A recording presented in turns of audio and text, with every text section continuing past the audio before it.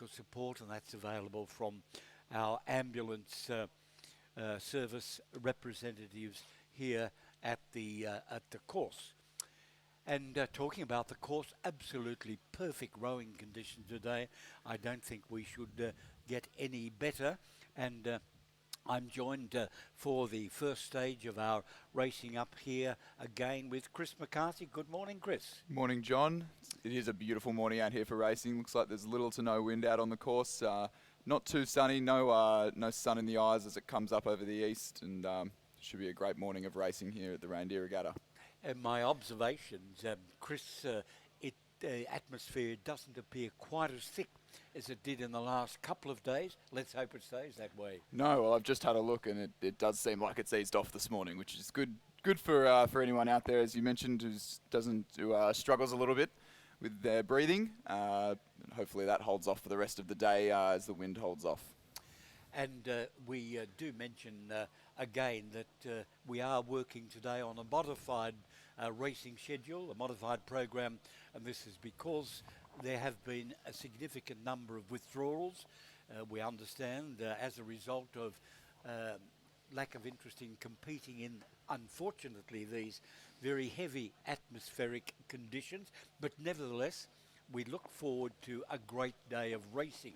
But in addition to the racing, don't forget that we do have our program of collecting for Food Bank New South Wales.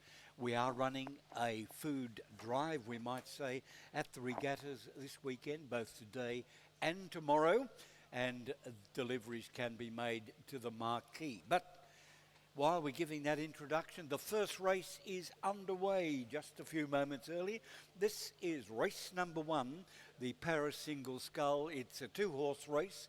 As you can see, in lane 1, we've got Blake Gatt from Penrith, and in lane 5, Balmain, represented by Tarly Hind. Both names we know for competing in para events, and both representing clubs who are very strong supporters of their para rowers.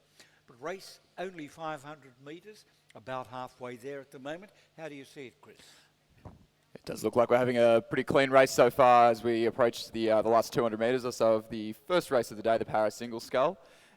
Maybe a few waves from the umpires as the crew's just trying to stay as straight as possible in their lanes, but as I said, a pretty clean race so far. We've got Blake Gatt from Penrith Rowing Club just starting to stretch out a lead here as we come into the last 150 metres or so.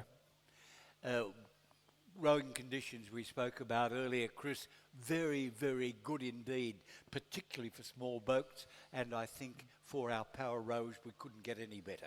Absolutely. I suppose that's why we hold the races earlier in the morning, and yes, we couldn't ask for any better conditions this morning for this first race of the day. Well, only a few hundred metres yet, less than 100 metres yet to go, and it looks like our Balmain Tarly Hind in front there. About 3 more strokes to go, and we'll be over.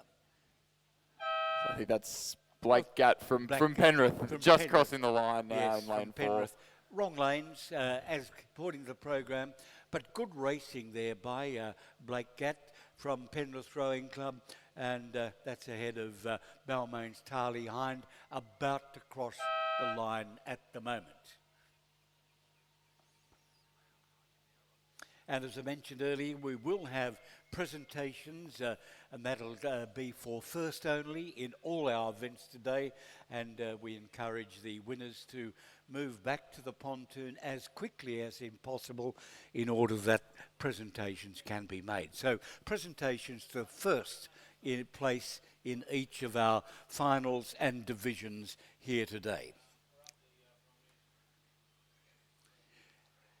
Well, we do have another para program to get underway. It's race number 2, and this is a final, and it's run from the 2,000 metre mark. We have a couple of withdrawals. That's Bill Clifton from Drummoyne and Nikolai Oldie from Balmain, and that leaves us with representing Balmain, Stephen Lawler in lane 3, from Drummoyne, Stephanie Walker in lane 5. In lane 6, it's Lauren Webber from Balmain. Lane 7, Micah Kelly from Glebe.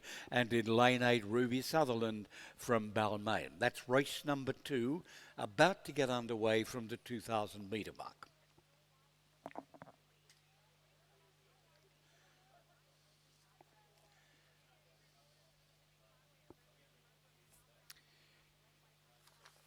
Just mention again, if any of our visitors, spectators, competitors at today's regatta did come prepared to offer food, non-perishables to Food Bank New South Wales, that can be delivered to the Rowing New South Wales Centre in front of the grandstand.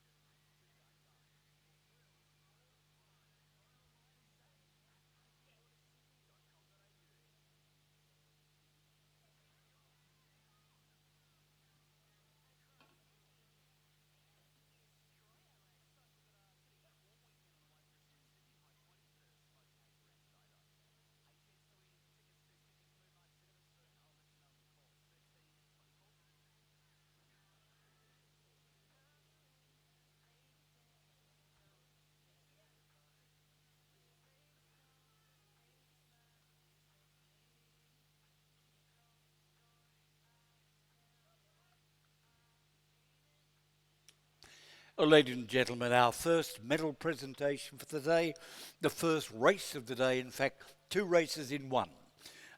This was the para single scull, and representing first prize for the women's para single scull in race 1, representing Balmain, it's Tarly Hind.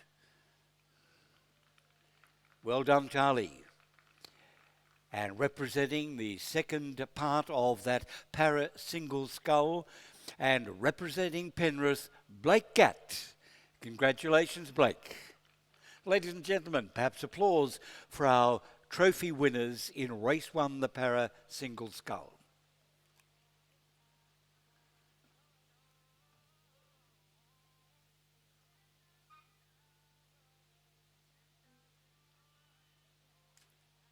As we head back to the start, John, we can see that we do have a start in race number 2. That's events 3 and 3A, the 2,000 metre para single scull events. We'll go through the lanes again. In lane 3, we have Stephen Lawler from Balmain Rowing Club. In lane 5, Stephanie Walker, coached by Ashley Brooking from Drummoyne Rowing Club.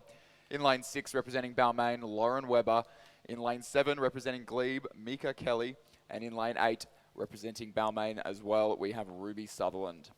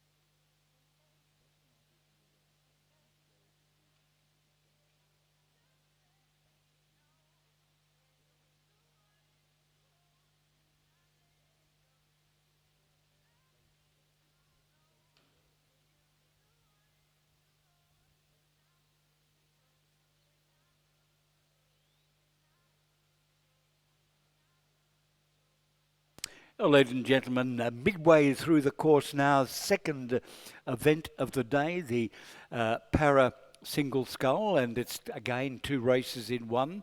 We do have a few withdrawals, and Chris, you might bring us up to date with the boats on the water. Yeah, so it does look like in lane 8, Ruby Sutherland, we don't have a start, but over in lane... So we have, through the 1,500 metre mark, we've got Stephen Lawler from Balmain in the lead there over in lane 3. He's closely followed by Lauren Webber, his clubmate also from Balmain, just over the other side of the course, closer to us in lane number 6. And just following her is Stephanie Walker from Drummoyne Rowing Club in lane number 3, just in the centre of the pack there. Chris, looking a lot further down the course, I can see an umpire's boat with one single sculler down there. I think it might be one of our competitors who is not keeping up with the field. Yes, that looks like it might be Mika Kelly from Glebe Rowing Club. Just maybe garnering some assistance from the umpire's boat to assist her safely down the course. Yeah. In fact, for those visiting the course for the first time who may not be familiar with para rowing, it's an increasingly significant part of our rowing scene. Australia does very, very well internationally with their para rowers, and we have a number of world champions amongst our list, and of course they need special guidance on the water in many cases, and we can see the umpires' boats being just shepherding them along just to ensure that there's no real problems.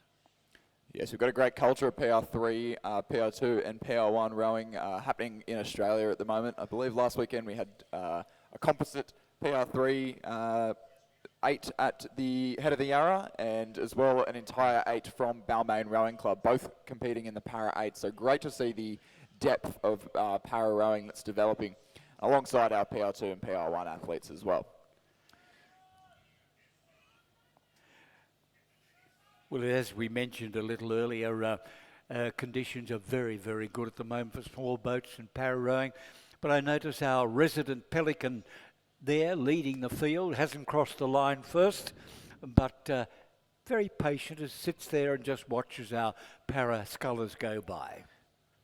Yes, you might get a rude shock in just a moment as Stephanie Walker comes into contact with him, who might just get out of the way. But we have Stephen Lawler from Balmain Rowing Club in lane 3, crossing the line in first position. And then Lauren Webber from Balmain Rowing Club as well. And Stephanie Walker from Drummoyne will be crossing the line in just a moment.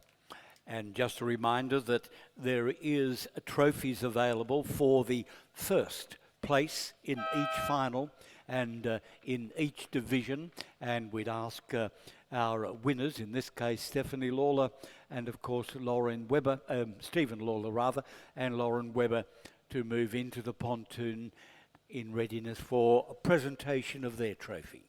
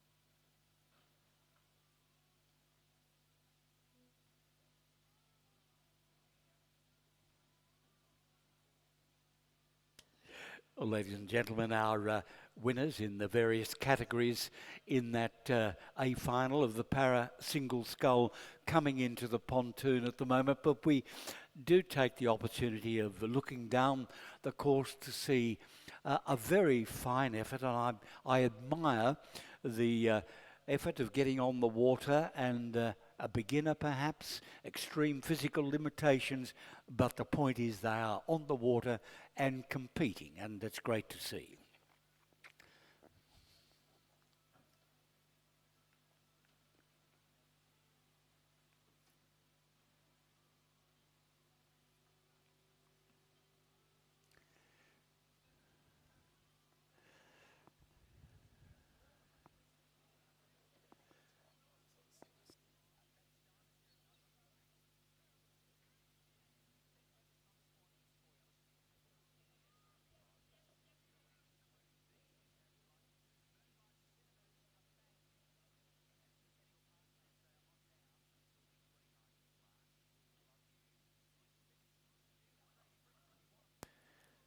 So while we wait just for the conclusion of race number 2, we'll go down to the start of the course. In race number 3, we have some great racing for you this morning. The Women's Open Single Scull. In lane 2, we have representing the West Australian Rowing Club and the National Training Centre, Georgia Patton. In lane 3, representing Sydney Rowing Club and the National Training Centre, Harriet Hudson. In lane 4, representing the University of Queensland and the National Training Centre, we have Rhea Thompson. In lane 5, representing Canberra Rowing Club, we have Sandra Sweeney. In lane 6, representing Glebe, we have Elizabeth Lester. In lane 7, from Newcastle Uni, Chantal Lindsay has unfortunately scratched. And in lane 8, representing Glebe, we have Jacqueline Harris. Now, our first 3 lanes in this race, we have Georgia Patton and Harriet Hudson, who are the combination who won silver at the Under-23 World Championships this year. And in lane number 4, Rhea Thompson, who won gold at the Under-23 World Championships in the B Women's Single Scull. So on the far side of the course, we'll be looking for some really competitive racing this morning. Chris, one of the features, of course, of the regatta is we will have a number of our women rowers who are at the National Training Centre. Of course, they're here in Penrith. Unfortunately, the males are all on Lake Burley Griffin. They can't be here. Yeah, unfortunately, we don't get to see the guys race too often, but this morning I believe we've got these 3 girls over on the far side in the singles, and we've also got a full 9-boat women's open pair race later on this morning for us to enjoy. Well, we just, pardon me, just note that Maker Kelly from Glebe just crossed the line. Very, very good effort indeed. Congratulations. And that was a good row over the 2,000 metres. Well done.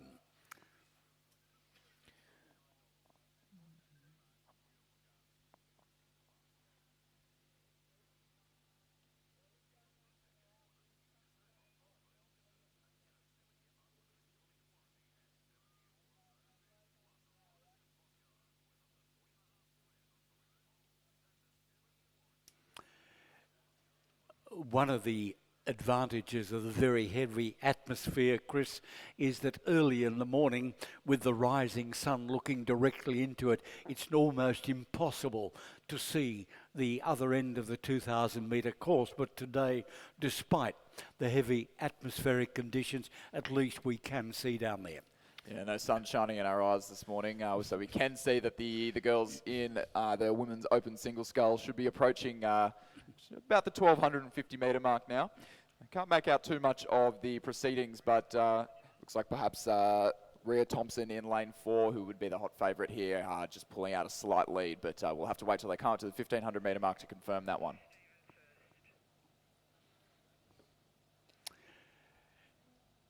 Well, ladies and gentlemen, with this race in progress, that's race number 3, we can return and focus on our podium. And we're looking now at our trophy presentations for race 2 on the program. That's the para single scull, the A final, and there's 2 classes in that. Let's have the winner of the women's para single scull, representing Balmain, Lauren Webber.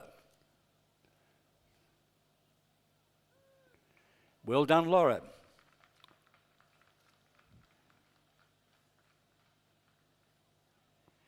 And for the men's category, para single scull, representing Balmain, Stephen Lawler.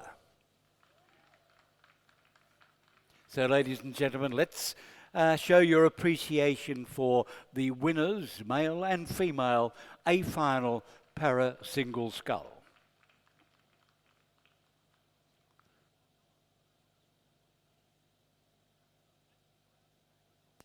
Looks like we've got a great race developing in the last quarter here of the Women's Open Single Scull, just coming down in front of the grandstand over the next 2 minutes or so. Through the 1500 metre mark, it does look like Harriet Hudson from Sydney Rowing Club and the National Training Centre to be leading, but we'll have to confirm that one as we go through. I'm not sure if the timing on that one could be 100% correct. It could actually be Georgia Patton on the far side, furthest from the grandstand over in lane number 2, who's leading this Women's Open Single Scull final this morning.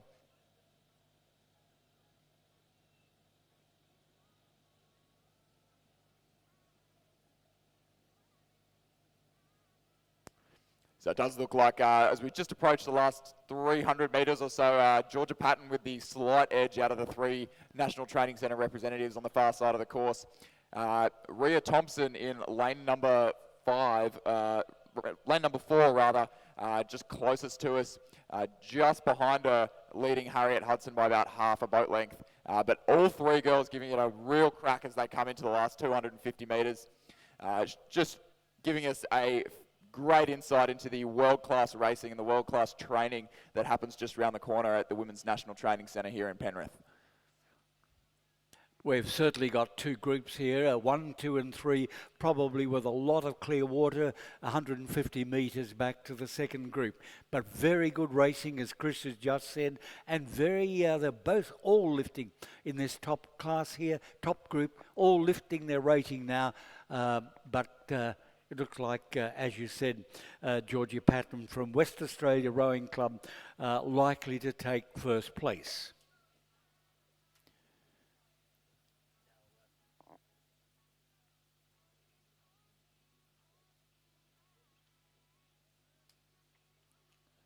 So that'll be Georgia Patton from the West Australian Rowing Club crossing the line, just a boat length and a half ahead of Rhea Thompson in lane number 4, representing the University of Queensland, and Harriet Hudson just with a similar margin of about a boat length and a half. In lane 3 will take out 3rd place in the Women's Open Single Scull this morning. So the winning time of that one, we have Georgia Patton from West Australian Rowing Club with a 7:39.68. Very quick time considering that we don't have much wind at play on the course here this morning. A margin of just over 3 seconds back to second and a similar back to 3rd for Harriet Hudson.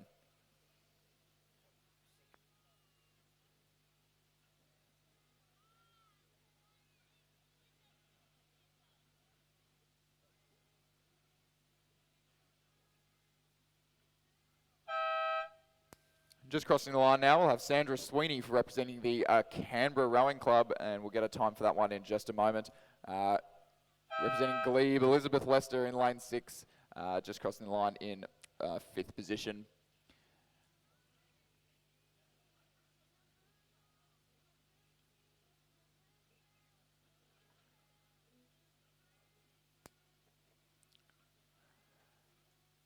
And a club mate from the Glebe Rowing Club, Jacqueline Harris, to round out this race number 3, the Women's Open Single Scull this morning. And while we're waiting for the presentation for that event, let's look at race number 4 underway at the moment. It's the Women's Under-23 Single Scull. In lane 2, representing Sydney University, Michaela France. Lane 3, Sydney University number 1, Joe Hasler. Lane 4, Sydney Rowing Club, Ramona Davenport. Capital Lakes, represented by Sarah Bender in lane 5. In lane 6, Sydney Uni number 2, Tara Rigney. Nepean is in lane 7, Sienna Grady, and Sydney Uni number 6, Emma Gelately in lane 8. So good representation from Sydney University in this race. Yes, another race where we'll have some fantastic racing for us this morning. Over in lane number 6, Tara Rigney represented Australia in the under-23 women's pair at the World Championships earlier this year. In lane number 4, Romola Davenport from Sydney Rowing Club, as represented on the Australian junior team previously and in state teams as well as the under-21 team 2 years ago. A very fine single sculler there, and over in lane 2 and 3 from Sydney University should have some great racing from Michaela Franz and Zoe Hasler as well. And as we come through the 1500 metre mark, it does look like we have Tara Rigney from the Sydney University over in lane number 6, leading with a time of 5:51 through that 3/4 timing marker. Just under 10 seconds behind, we have Romy Davenport from Sydney Rowing Club in lane 4.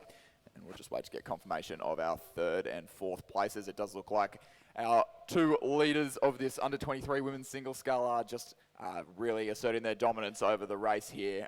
Quite a story of 2 races going on out the front of the field.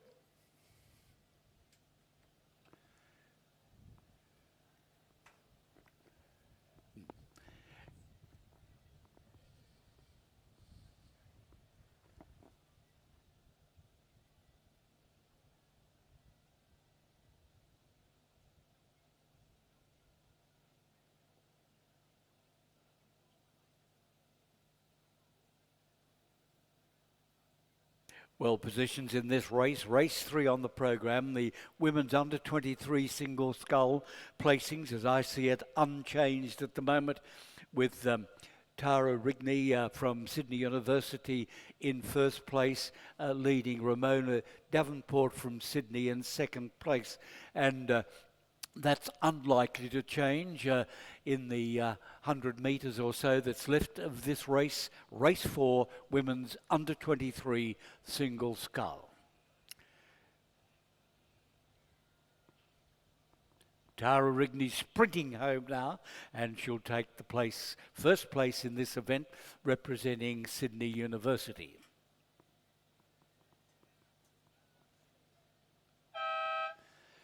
And there we have Tara over the line in first place, with Ramona Davenport from Sydney Rowing Club crossing the line in about 1 stroke. There we are, the hooter now. Ramona Davenport, Sydney Rowing Club in second place. Then a lot of clear water back to third place, which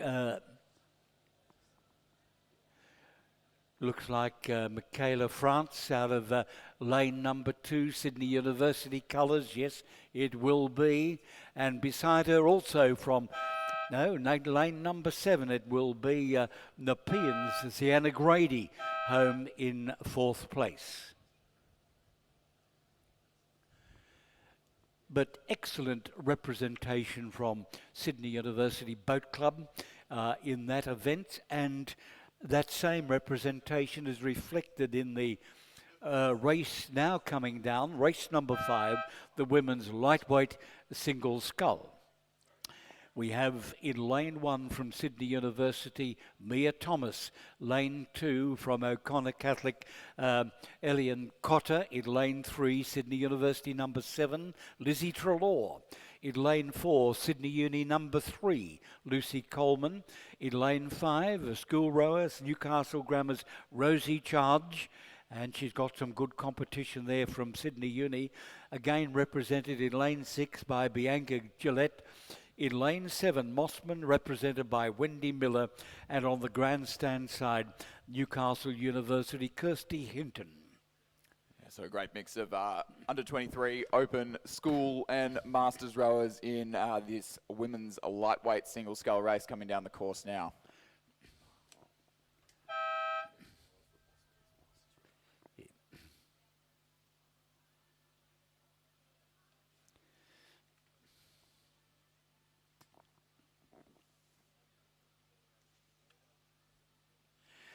Just a reminder that there is some prizes to be awarded today, being the Reindeer Regatta Best Dressed Crew, Best Decorated Boats competition, and prizes will be on offer. And we'll announce the judge's decision on those 2 categories about mid-afternoon.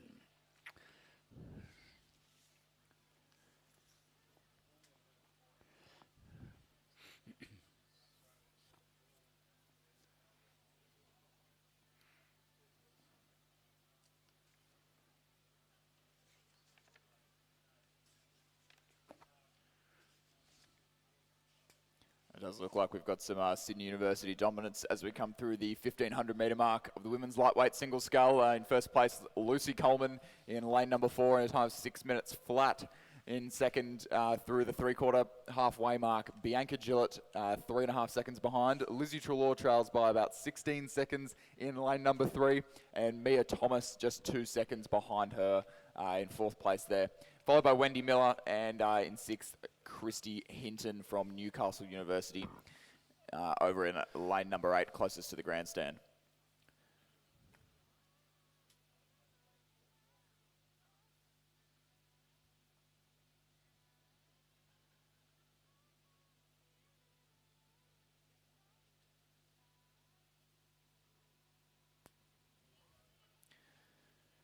It does look as though our finishing order has remained relatively unchanged through the final quarter of this 2,000 metre women's lightweight single scull race. In lane number 4, that's Lucy Coleman representing the Sydney University Boat Club, just striding out to a nice comfortable lead over her clubmate Bianca Gillett in lane number 6, just across to her left. And those two lead fairly comfortably over what's becoming a little bit of a tussle between Mia Thomas and Lizzie Trelaw in lanes 7 and 5 on the far side of the course. Lizzie Trelaw just maybe holding the ascendancy into the last 100 metres. And as we see at the finish line, Lucy Coleman in lane number 4 across the line in first place. She'll be followed through just 2 or 3 seconds behind by Bianca Gillett. And it looks as though Lizzie Trelaw will just hold out over Mia Thomas. She looks to be holding about a boat length's lead at the moment as they approach the last 3 strokes into the line. It'll be Lizzie Trelaw in lane number 3 for 3rd place, and Mia Thomas in lane number 1 will take home in 4th position.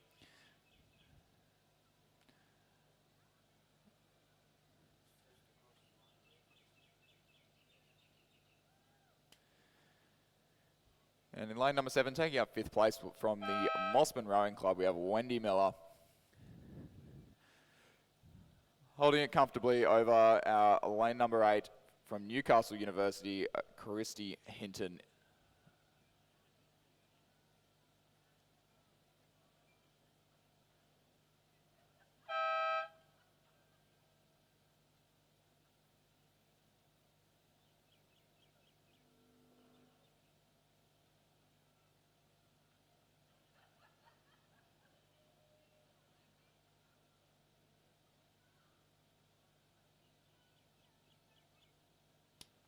And just a reminder that there will be trophy presentations for each final, each division, in first place that is, and we'd encourage the winners in all those events to come into the pontoon as quickly as possible after their race for presentations.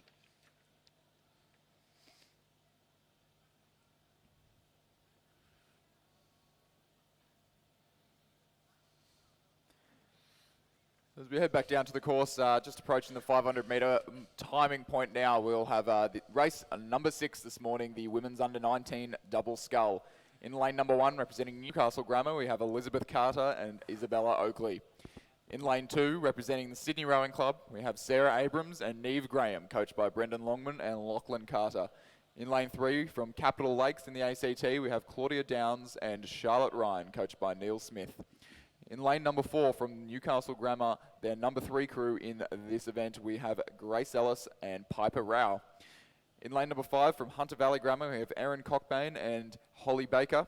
In lane 6, the Newcastle Grammar number 2 crew, Chloe Smithson and Myfina Bland. In lane 7 from Glebe Rowing Club, we have Alexandra Hammer and Matilda Bland, coached by Brad Smith. And in lane 8 from Furbank Grammar in Victoria, we have Ruby Karras and Ava Hine.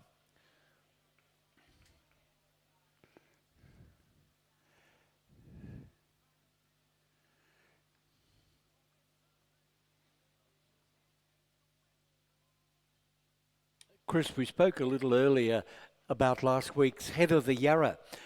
Sydney Rowing Club did very well down there. Yes, absolutely.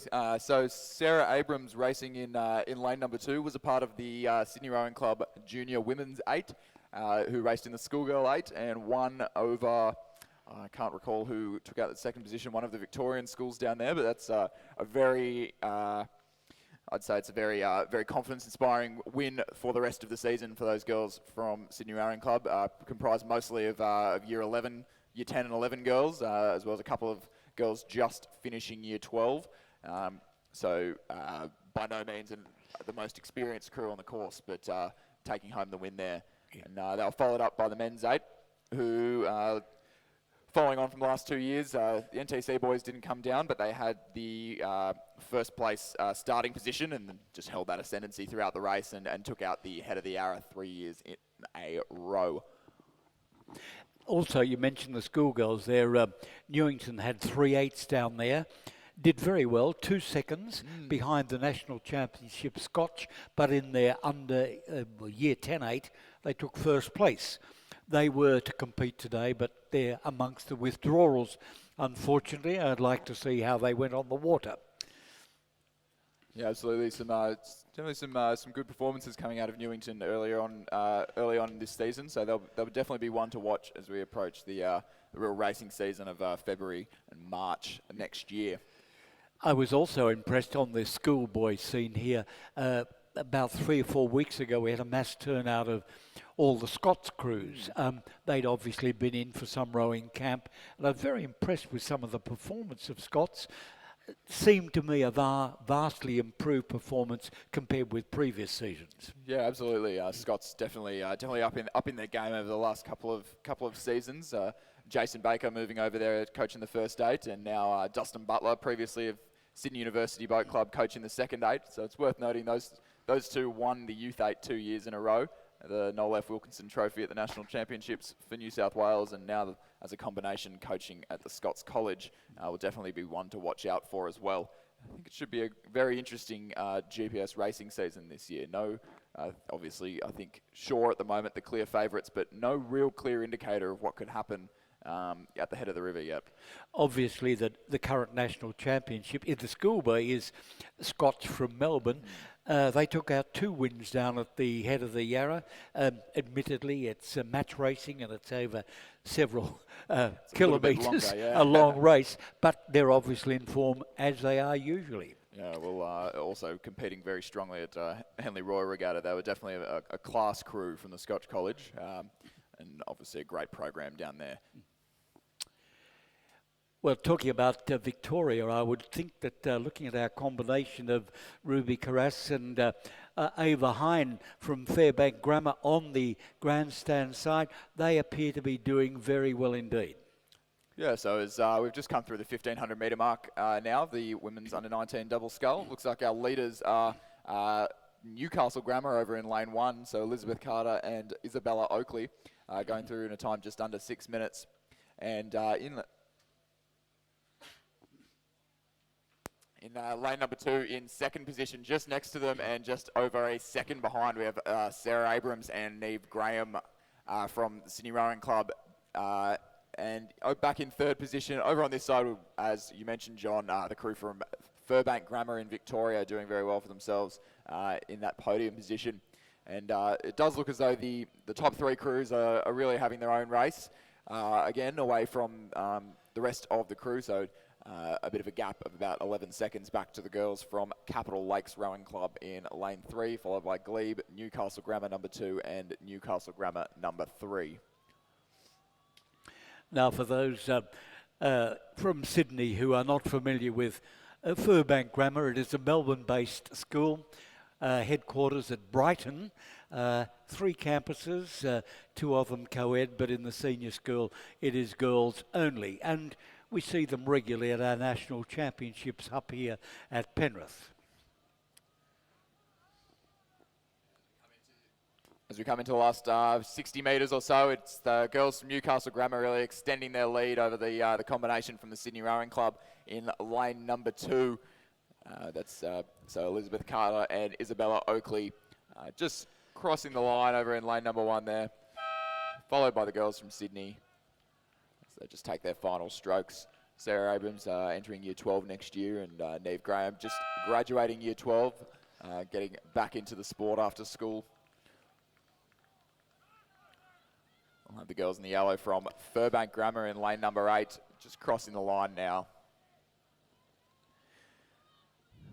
Girls from Furbank Grammar look to be the front runners in our best decorated boat competition, the first one we've seen this morning with a little bit of tinsel on the riggers.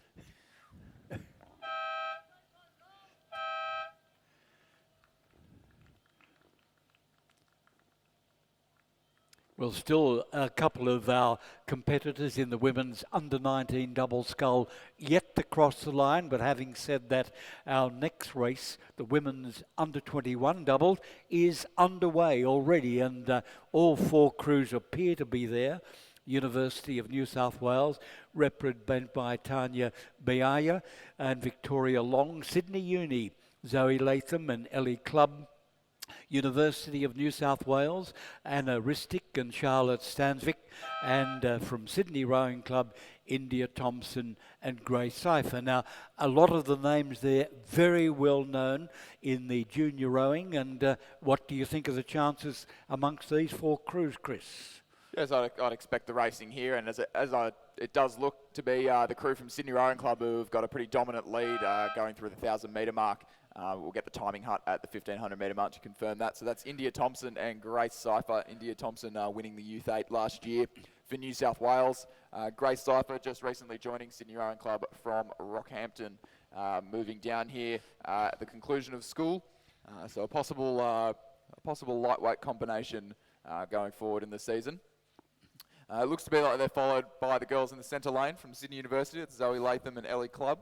And a bit of a tussle between the 2 crews from University of New South Wales in lanes 6 and 4 for 3rd position. Well, it appears that the Sydney combination are certainly moving out into a very dominant position. Sydney in lane 7, that's the grandstand side. And as Chris just mentioned, India Thompson, a very, very well-known name on the course here in New South Wales, joined by Queenslander Grace Cipher. I don't know the name, Chris, but from Rockhampton, you say? From Rockhampton, yes. So so Grace has just finished school, and her younger sister Laura, I believe, is still in year 11, and will be doing a little bit of rowing for Sydney Rowing Club as well. So Grace just moving down here, I think, last week to join up with the club. Well, they're obviously doing very, very well indeed. Well over the halfway mark in this 2,000 metre event at the moment, and lead right from the start and stretching that lead as they move toward the 2,000 metres. Yeah, I'm just looking, just relaxing now that they're ahead. It's definitely a big weekend of racing now. With these girls doing a few races today, possibly 3 or 4 between for the 2 of them, and probably a similar amount tomorrow at the Sprint Championships. Just down on about 20, 21 strokes a minute at the moment, relaxing out the head of the field. As I was just about to say when you made the same comment, they've dropped their rating right down now, but the rhythm is good there. They're moving their boat very, very well, and what a nice position to be in. A lot of clear water. You can just sit back and watch the rest of the competitors, but they may pick their rating up to put in a sprint finish, but at the moment it's a very relaxed but very competent row.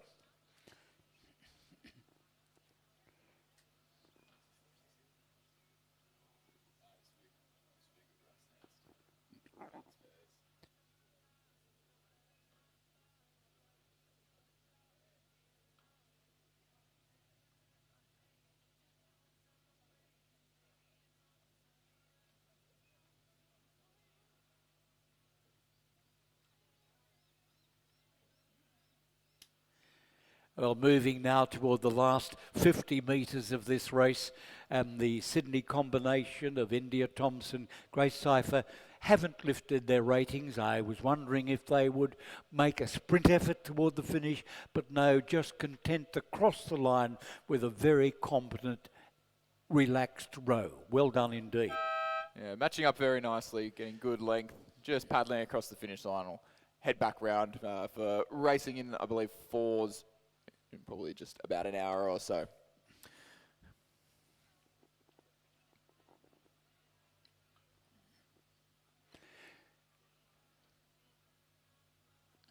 Well, as had been mentioned, a lot of clear water from that Sydney combination. First in the women's under 21 single scull.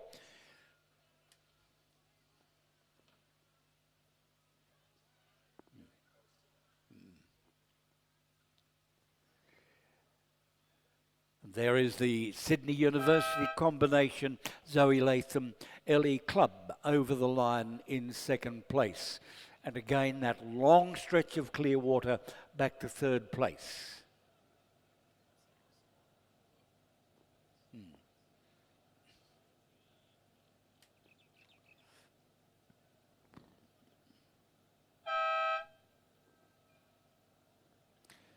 And as we look back down the course, we have our next race, race number 8, the men's open lightweight and under 23 coxless pairs. In lane number 1 in the lightweight division, we have Balmain Rowing Club, Ian Kilbridge and Marco Kirjak.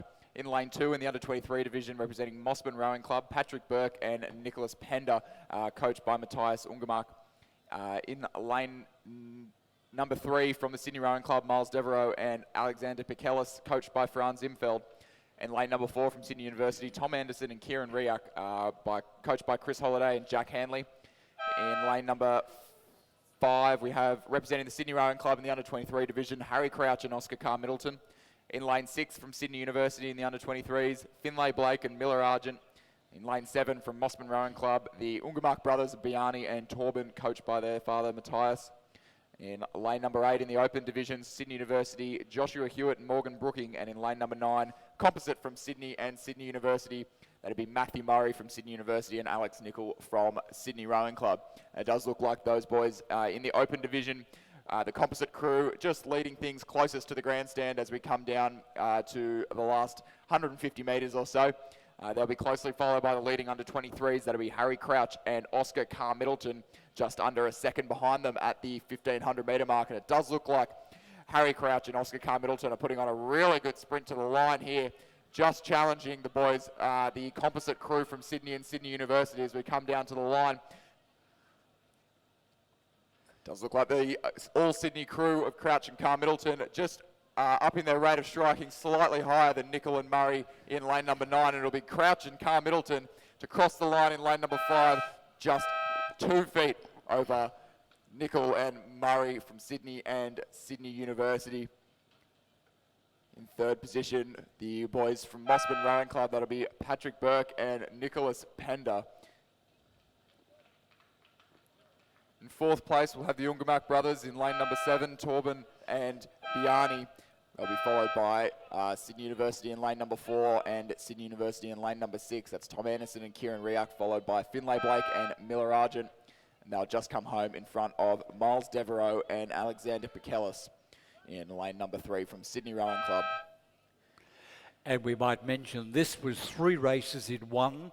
We had an open prize under 23 and a lightweight, and the lightweight entrant Balmain on the far side, Ian Kilbridge and Marco Serjak about to cross the line now. So we will have the open winners with the Sydney Composite from Sydney Uni and Sydney Rowing Club, Matthew Murray and Alex Nicol.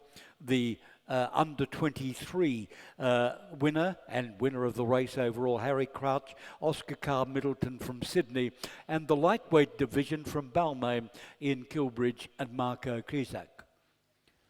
So all 3 of those aforementioned crews are welcome to come round to the medal dais to be presented with their own New South Wales mugs for winning their respective divisions this morning.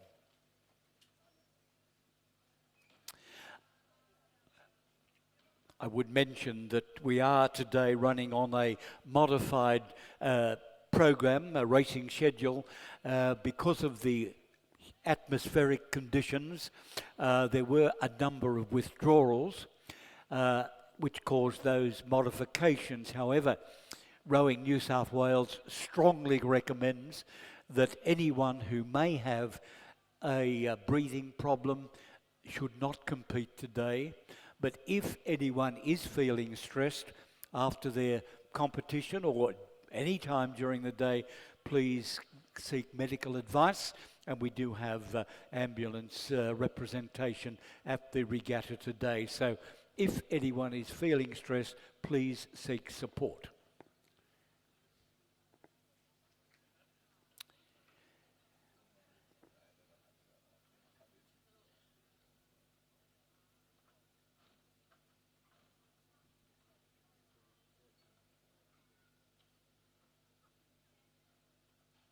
We're looking down the course at the moment. 2,000 metre start mark. This race started from the women's under 17 coxed quad scull. In lane 1, it's Hunter Valley Grammar School. In lane 2, Newcastle Grammar. Queenwood is in lane 5. Penrith in lane 6. It looks like the Queenwood crew out of lane 5, virtually the centre of the field, probably has the dominance at the moment with Newcastle Grammar and Penrith competing there. Hunter Valley Grammar at this stage appears to be just a little out of the picture.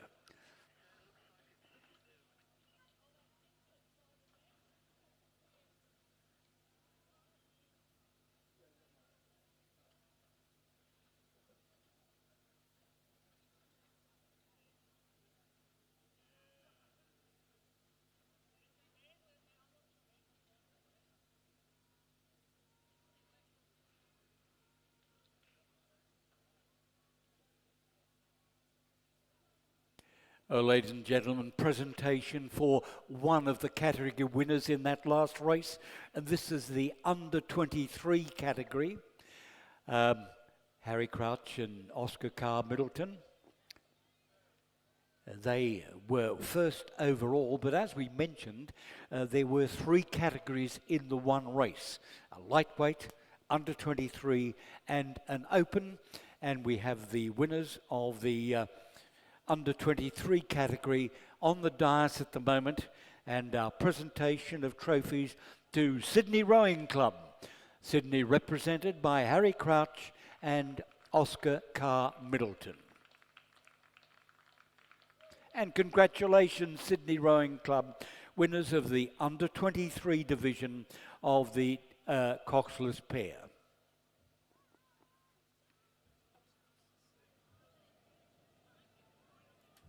As we cross back to the course, race number 9, the women's under 17 coxed quad scull. Our leaders at the moment in lane number 5, the local girls, Queenwood just lead over their rivals from up the coast, Newcastle Grammar. So Queenwood just about 11 seconds ahead of Newcastle Grammar at the 1,500 metre mark, and stretching out that lead as they come through into the red boys for the final 100 metres of this under 17 women's coxed quad scull.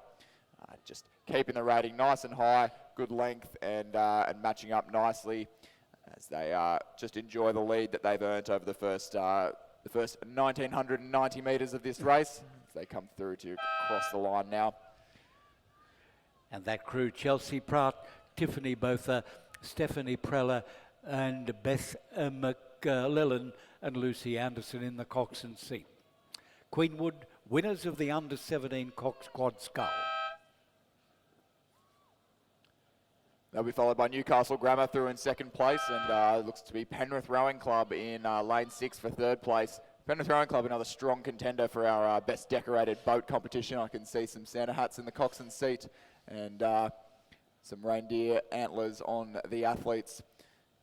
Not to be outdone by Hunter Valley Grammar crossing the line for 4th position, also with some great decorations over there in lane number 3. And the Queenwood girls, if you like to come into the pontoon, we will have our trophy presentation for your event, the women's under 17 cox quad.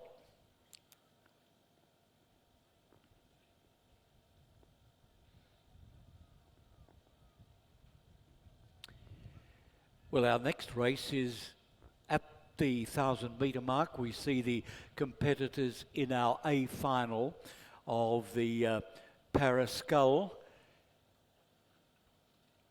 lining up there now, and that race will be underway in just a few moments. 2 races in the one. We have the PR1 representing Balmain, Zari Ton, and in the PR3, both crews representing Balmain, Sam Shaloub and Eleanor Taylor. So we do have 3 categories in that one: the men's PR3, the women's PR3, and a representative of the PR1. All crews from Balmain.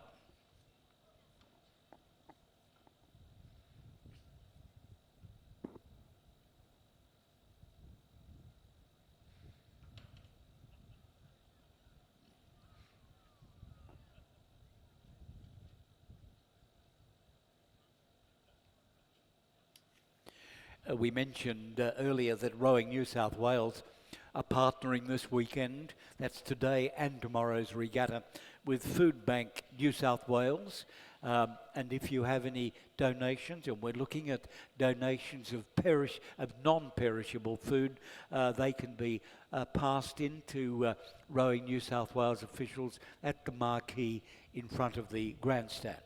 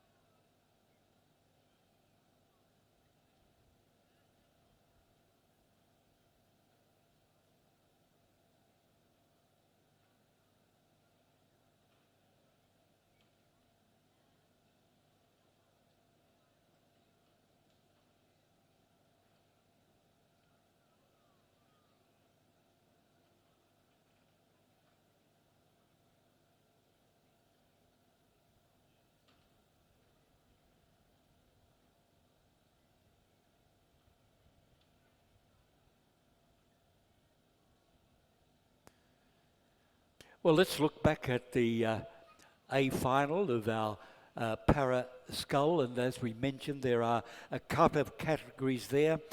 We do have the male, we have a PR1 category, and then we have a male and female PR3 categories.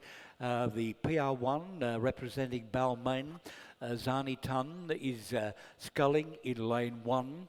The male PR3 representing Balmain again, San Shaloub, is in the centre of the field, and Ella Taylor, the female PR3, again in Balmain colours in lane 3. Eleanor Taylor, another one of the Balmain Rowing Club girls coming out of the PLC Sydney para program, been very strong for a number of years. Great, really pioneering the para rowing in New South Wales, especially amongst schoolgirls, where it's often not so much of an opportunity until the girls get to until any school-aged athlete gets to leave school. So really great to see those girls, quite a few of those girls, continuing on after school and keeping up rowing at Balmain Rowing Club. And it does look like Eleanor Taylor is just storming out with a bit of a lead as they approach the final 250 metres of this para single scull this morning over her clubmate Sam Shaloub.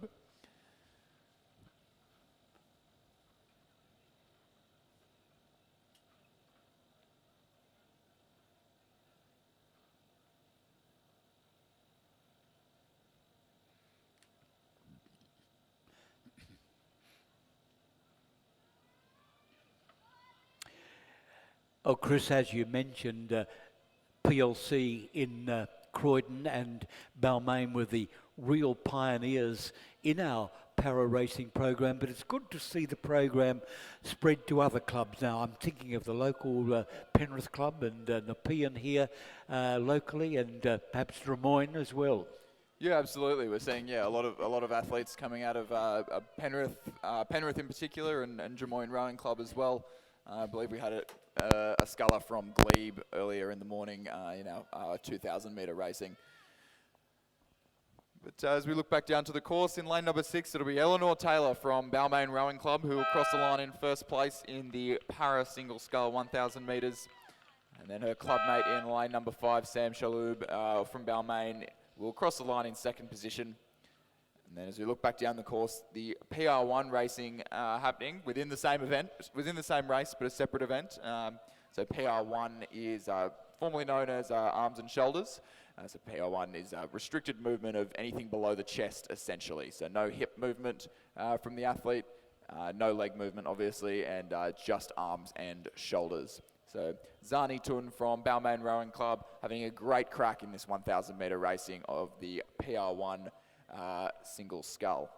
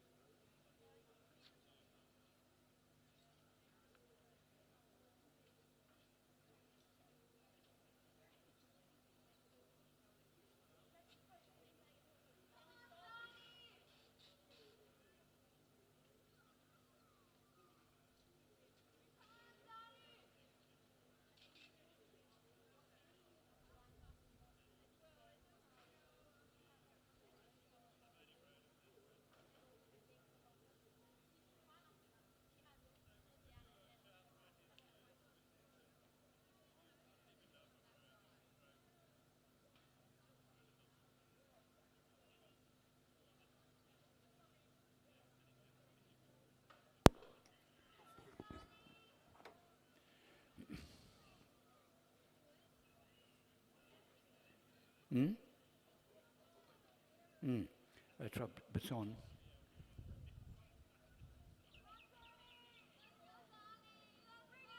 As we come through the halfway mark of that men's CD grade coxless 4, just with a slight lead in the centre of the course, representing the Sydney Rowing Club, Max Pearce, Henry Farrer, Gabriel Carmody, Jonathan Malcolm, coxed by Hannah Cowup, and coached by Brendan Longman.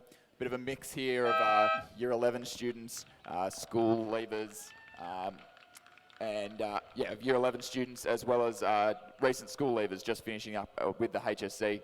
Coxed by Hannah Cowup, who won the Interstate Women's Youth 8 at the National Championships earlier this year. Coached by Brendan Longman, the junior development coach there. They look like they're having a really good tussle with the boys from Canberra Rowing Club. That's Jaden Peters, James Stutchbury, Joshua Watson and Michael Kuzak, coxed by Alison Herbert over in lane number 2. They might have just opened up about a boat length over the Sydney Rowing Club boys in this in the closing quarter of this CD grade coxed 4. It'll be up to SRC to hold off the crew over in lane number 6, the Canberra number 2 crew, who are just charging towards the line here. It'll be Canberra number 1, barring disaster, to take the win in the men's CD grade coxed 4. They'll be followed about a length and a half back by the good boys from Sydney Rowing Club, who will lead the Canberra number 2 crew by just over a boat length. Newcastle Grammar in lane number 5 will take out 4th position, just ahead of the boys from Hunter Valley Grammar School in lane number 3. So we have, as Chris mentioned, 2 categories within the one race, C grade Cox 4 and D grade. The winners of the C grade from Canberra, Jaden Peters, James Stutchery, Joshua Watson, Michael Cusack and Alison Herbert in the coxswain. And the D grade also from Canberra Rowing Club, Timothy Hodge, Alva Kozaks, Henry Bridgewater, Brad Spiel and Alexandra McDonough. So well done Canberra Rowing Club. First prize in both the C and D grade Cox 4.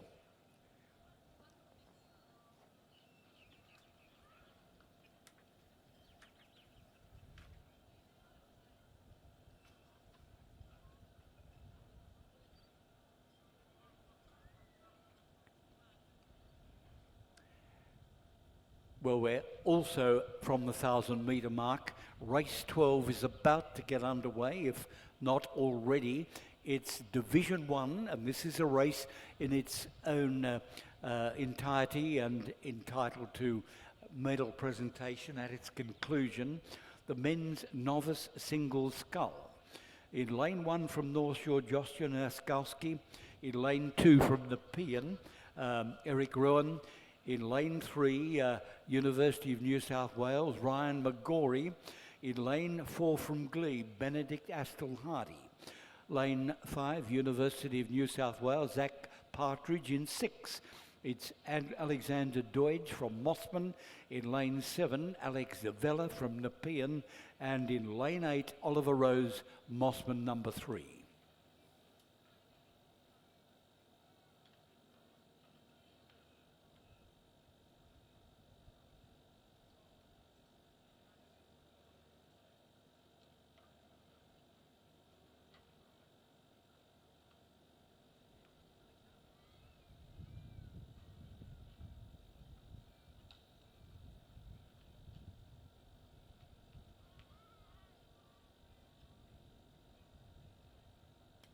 So all these athletes in the men's novice single scull in their first season of rowing. That's the criteria to race in the novice single. So there's a few opportunities to race the novice events at JB Sharp earlier on in the season, Spring Regatta, Reindeer Regatta, and I think a little bit later on in the year as well. And of course, once you win the novice single scull, you're out. You can't race in it again. So these athletes maybe just trying to make the most of their time here. Get out of the novice single scull as soon as they can. It'll be a race to, get that almost qualifying spot.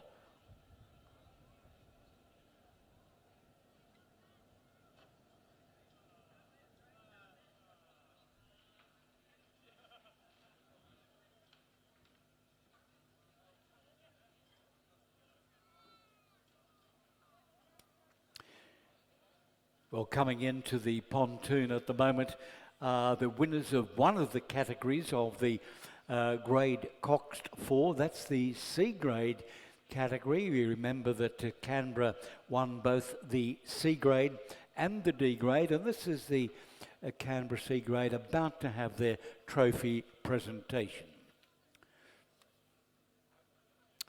So, ladies and gentlemen, this is the presentation for one of the categories of race 11. It's the C grade Coxed 4, And the winners, Canberra Rowing Club, and Canberra represented by Jaden Peters, James Suchbury, Joshua Watson, Michael Cusack, and Alison Herbert.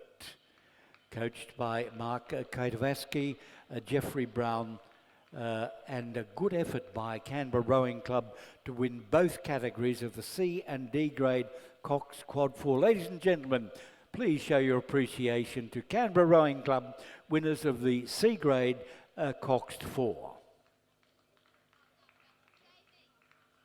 And if we turn our attention back down to the course, we have the last 150 metres of the men's novice single scull, and it does look to be in lane 6, representing the Mossman Rowing Club, Alexander Deutsch, who is just gaining the ascendancy as he approaches the line. So a few missed strokes perhaps coming into the last 200 or so, but he's just recovered from that and just trying to keep it nice and clean and tidy, accelerating the boat away nicely in what will be his first season of rowing, looking pretty sharp at the head of the field.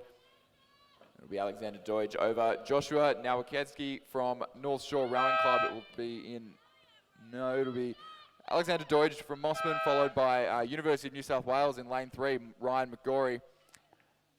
Joshua Nowaketsky from North Shore Rowing Club in lane number 1 will drift across the line here. Be followed by Zach Partridge from University of New South Wales in lane number 5. And also from Mossman, we have Oliver Rose, coached by Linda Reid in lane number 8. We just crossed the line in 5th position in front of us now.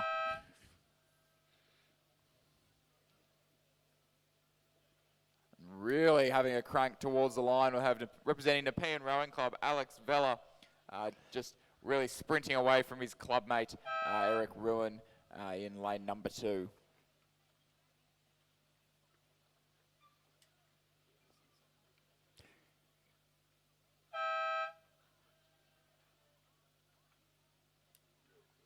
Now I understand that we'll have our presentation for the race number 10, the novice events, in a few moments, but in the meantime we do have Division 2 of the men's novice single scull coming down the course. It's a 1,000-metre race, and it looks like there is a start. Hamish Johnson, Sydney Uni in lane 1, Daming Wang, Nepean in 2, Malcolm Deegan, North Shore in 3, Finn Satova in Mossman in 4, Thomas Gates, University of New South Wales 5, Timothy Quinn, Nepean in 6, Eugene Blazowski, University of New South Wales in 7, and Oliver Briggs from Mossman in lane 8. And we'll just take this moment. As the men's novice single scull get underway, we've had a lost item. A long silk maroon scarf has been misplaced this morning. If you have seen that around or you've got hold of it, please feel free to bring it back over to the finishing tower and we can reunite it with its owner. Thank you very much. We had an interesting lost item last weekend, Chris, in that someone lost their false teeth. I have no idea if we managed to reunite them with the owner or not. I really hope we did, but in some ways I hope we didn't. I feel like once they're lost, they're something that you should never get back.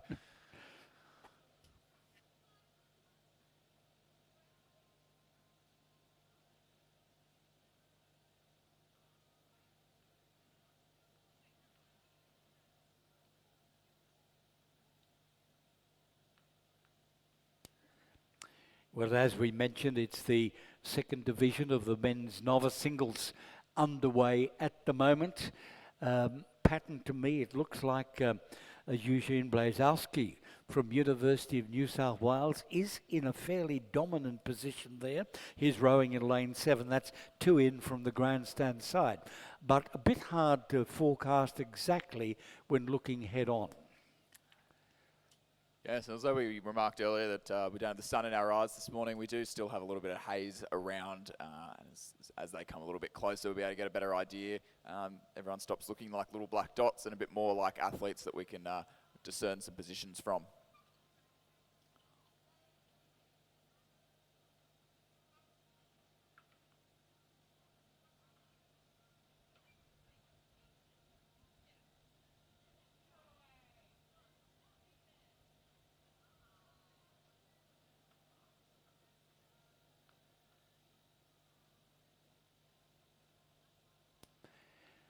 Well, conditions on the course remain very, very good indeed. Just looking at the banners on the pontoon, a little bit of a flutter there, but it's certainly not reflected in the surface of the rowing course, and conditions remain good.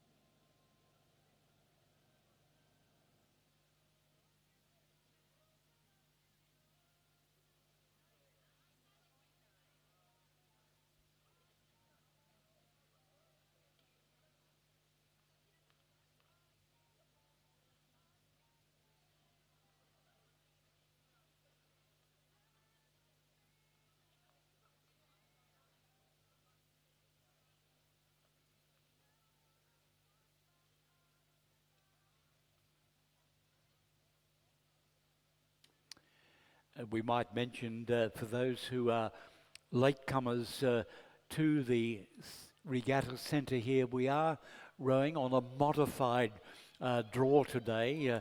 There were a number of withdrawals because of the threat of the very heavy atmospheric conditions, so races have been modified. Race coming toward the finish at the moment, second division of the men's novice scull.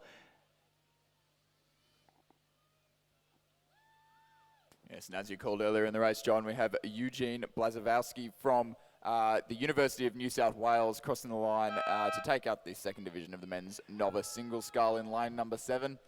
Over on the far side of the course, looks like we have a great battle between Finn Satava and Hamish Johnston from Sydney University. Hamish Johnston looking to just hang on to his early lead there in lane number 1 to take out second position over Finn Satava from Mossman Rowing Club in lane number 4. With his jolly Santa cat too. Well done.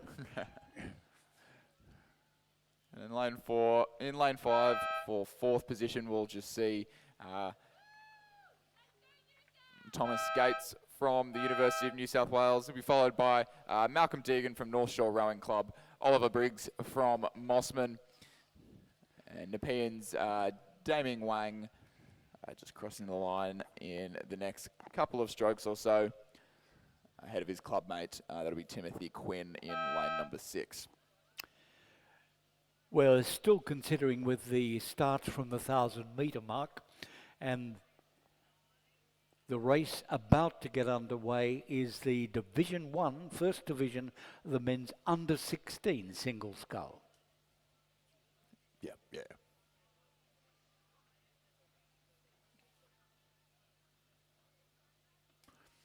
And ladies and gentlemen, if we head back down to the presentation dais, we'll have the presentation of medals for race number 9, the women's under 17 coxed quad scull.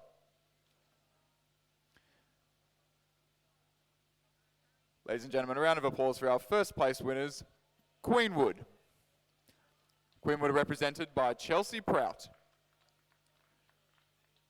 Tiffany Botha, Stephanie Preller, Beth McClellan, and their cox, Lucy Anderson. The crew is coached by Kieran Glynn and Ray Boyle. Ladies and gentlemen, a round of applause for our winners of the women's under 17 cox quad scull, Queenwood. And back to the race on the water at the moment. This is the first division of the men's under 16 singles. And representing Nepean in lane 1, Trep Hopton. In lane 2 from Mossman, Lewis Mills. In lane 3, Nepean number 1, Hugh Harold. In lane 4, Hunter Valley Grammar number 2, Benjamin Hudson. Newcastle Grammar's Patrick Stanley's in lane 5. Nicholas Helmut from Hunter Valley number 4 in 6. Mossman number 4, Harry Winston in lane 7. Ben James, Hunter Valley Grammar number 7 in lane 8. And Thomas Taylor King from Mossman on the grandstand side.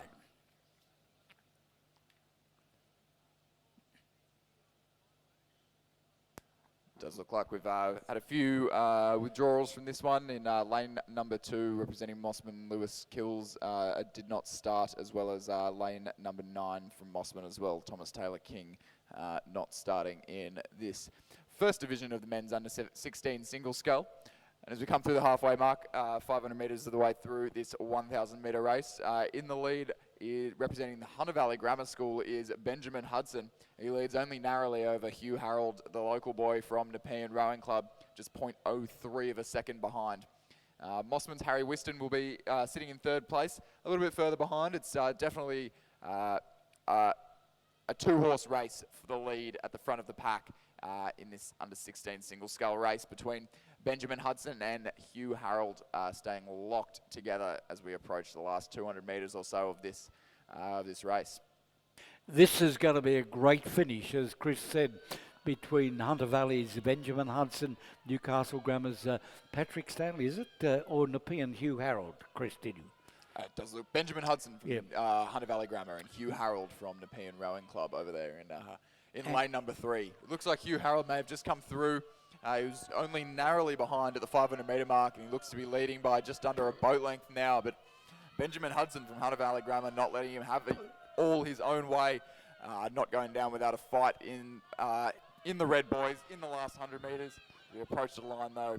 It will be Hugh Harold from Nepean Rowing Club in lane number 3 to take out the first division of the men's under 16 single scull. Just half a boat length ahead of Benjamin Hudson from Hunter Valley Grammar School in lane number 4. And that was a real battle there. Hugh Harold came out on top ahead of Benjamin Hudson from Hunter Valley.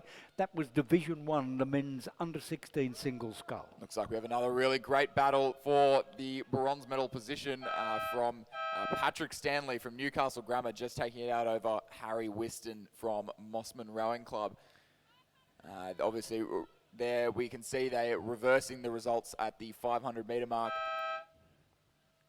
Coming through in 5th position in lane number 6 from Hunter Valley Grammar School, Nicholas Melmoth, and Nepean that'd be Ben James in 5th position from Hunter Valley Grammar, followed by Nicholas Melmoth in lane number 6 for 6th position. And division number 2 of the same category, the men's under 16 singles, underway at the moment. In lane 1, Joshua Wilson from Mossman. In lane 2, Alexander McDougall, Newcastle Grammar. In lane 3, Alan Perry, Mossman. In lane 4, Cooper Blatchley from Hunter Valley Grammar. In lane 5, Mackley Stalker from Drummoyne. Callum Dunn from St George in lane 6. James Cousin, Hunter Valley Grammar number 3 in 7. And Harrison O'Neill from the Hunter Valley in lane 8.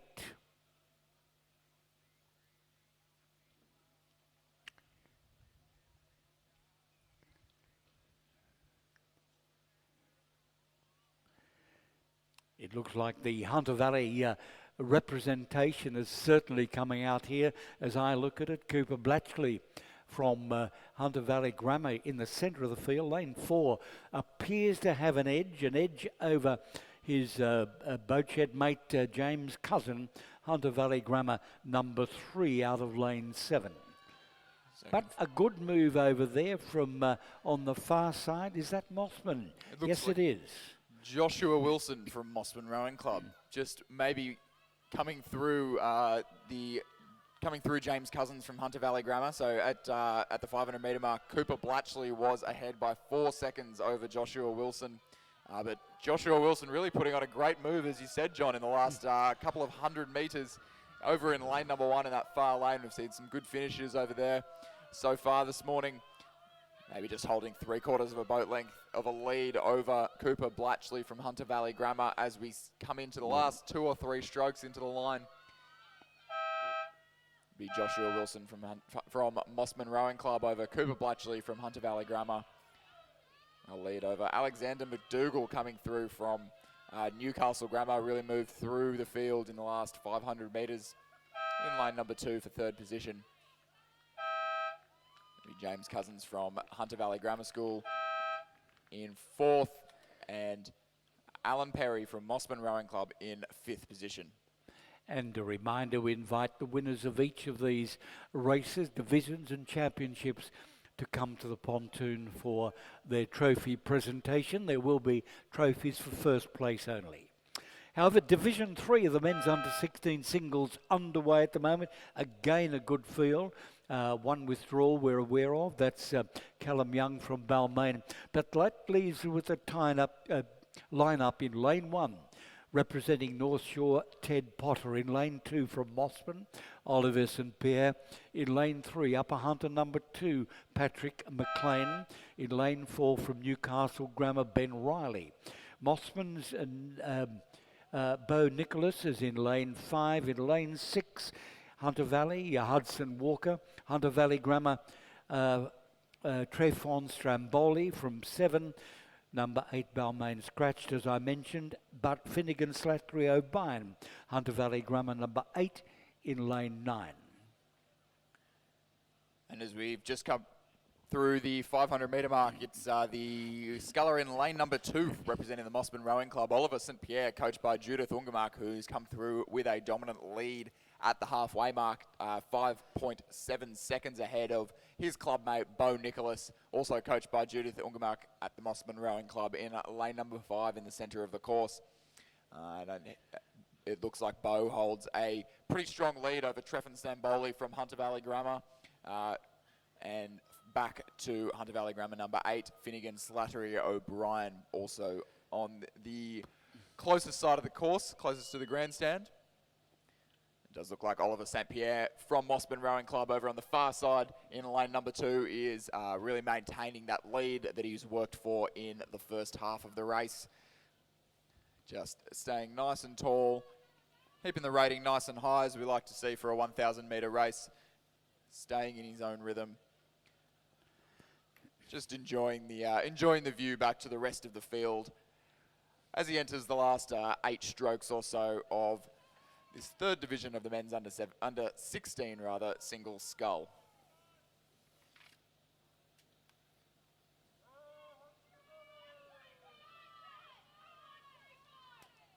Crossing the line, that'll be Oliver St. Pierre from the Mossman Rowing Club. About 3 lengths over his clubmate Bo Nicholas in lane number 5. For the second position, it'll be Trefon Stamboli for third place from Hunter Valley Grammar School in lane 7. Closest to the grandstand in lane number 9, also from the Hunter Valley Grammar School, Finnegan Slattery O'Brien. Looks like we have a great race between lane 4 and lane 1. Looks to be... I'm sorry, Margot, what Newcastle category Grammar, was Ben that Riley. one? Just over the sculler from North Shore, Todd Potter.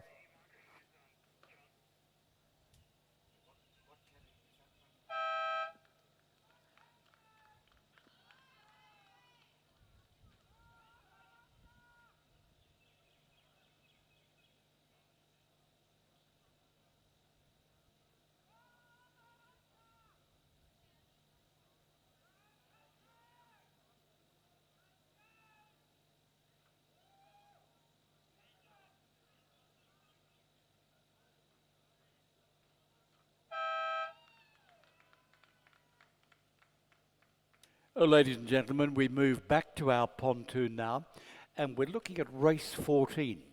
And that is the first division of the men's under-16 single scull. And that award goes to Hugh Harold from Nepean Rowing Club. Congratulations, Hugh, well done. And now can we do the second division of the same category, men's under-16 single cull, and that prize goes to Joshua Wilson representing Mossman Rowing Club.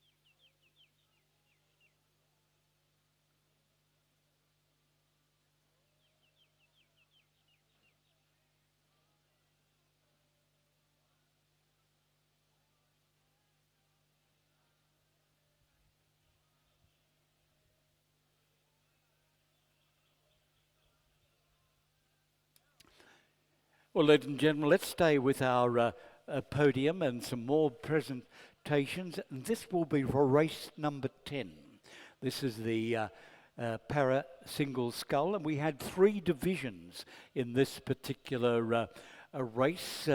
Let's go to the winner of the PR1 representing Balmain. That's Zani Ton. Well done, Zani. The second category was the female part of PR3, again representing Balmain, Eleanor Taylor. Well done, Eleanor. And now the PR3 men's event, representing again Balmain. Well done, Balmain, Sam Shaloub. Congratulations, Sam. Ladies and gentlemen, big hand for Zani Tun, Sam Shaloub and Eleanor Taylor, winners of their categories in the para single scull.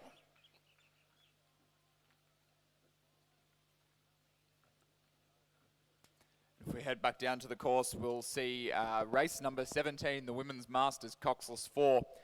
In lane number 4, we have Abbotsford Rowing Club. In lane number 6, Abbotsford number 2. And in lane number 7, North Shore number 1, with the ladies from North Shore being G category. They were going off go. Abbotsford number 2 in lane 6, going off a 14-second handicap, and Abbotsford number 1 in lane number 4 being D category, going off an 18-second handicap. And it does look like that 18-second handicap has not been too much of a of difficulty for the crew in lane number 4 from the Abbotsford Rowing Club. They went through the 500-metre mark a little bit behind as expected and have pushed through and will take out the Women's Masters Coxless 4 by about a boat length and a half over the ladies in lane number 7 from North Shore Rowing Club.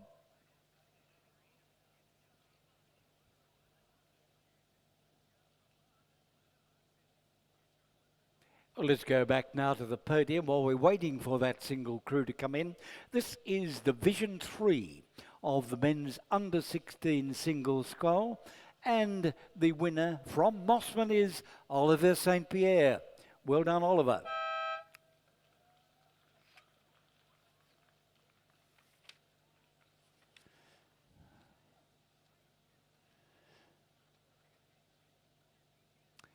And Chris, while that presentation was on, someone else crossed the line. Yeah, so we had rounding out that division, or final rather, of the Women's Masters Coxless 4, we had the Abbotsford number 2 crew. So confirming the results of that one, our winners of the Women's Masters Coxless 4, representing Abbotsford Rowing Club was Rowena Stewart, Jodie Panagopoulos, Sky Smith and Marcella Cox. In second place from North Shore, we had Susan Walter, Elizabeth Denny Wilson, Susan Wannon, and Madeline Gross. And in third place, that Abbotsford number 2 crew, Sally Goff, Colleen Chapman, Suzanne Jones, and Janine Wood. And we might mention also, for those not familiar with the Masters classes, is that we had 3 categories rowing in that race, D, E and G. There was a handicap event, so there will be a winner for each category, as there will be for race 18 currently coming down the course at the moment. First division of the men's Masters double, and we have in the B category St George, in the D category Drummoyne in lane 5, and in the E category in lane 6 Glebe number 2, and again the E category Abbotsford in lane 7. These are, of course, handicap events. The Abbotsford and the Glebe crews in the E division were off go.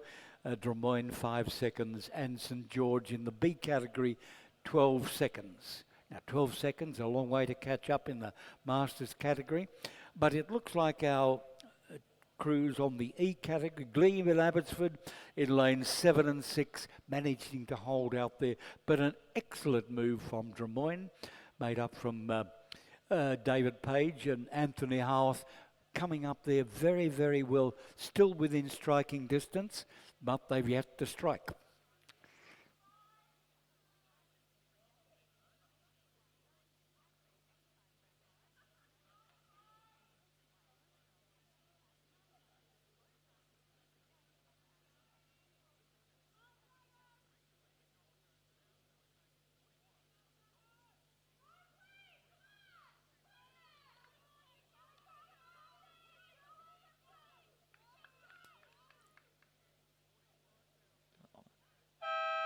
Just crossing the line now, it'll be the Glebe crew of Mark Teachin and Nicholas Galea, just over the Abbotsford crew in lane number 7, Douglas Stewart and Andrew Patterson.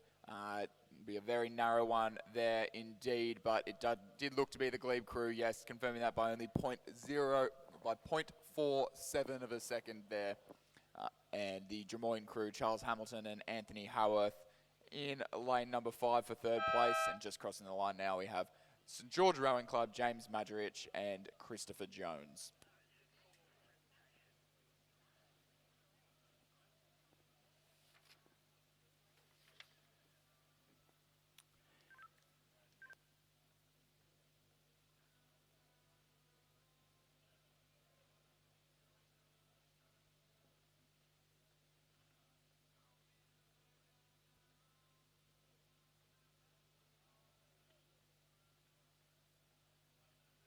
Well, ladies and gentlemen, let's go down to the podium once again. We're looking at race 17 at the moment. This is the Women's Masters Coxless 4. We have 3 categories there, and we have the Abbotsford crew in, which is winner, I think, of the D category. Is that correct? And the winner of that category is Abbotsford. Abbotsford number 1 is that Rowena Stewart, Jodie Panagopoulos, Sky Smith, Marcella Cox, and the coach Steve Sherry. So well done. Abbotsford, winner of the D category Women's Masters Coxless 4. That's race 17 on the programme.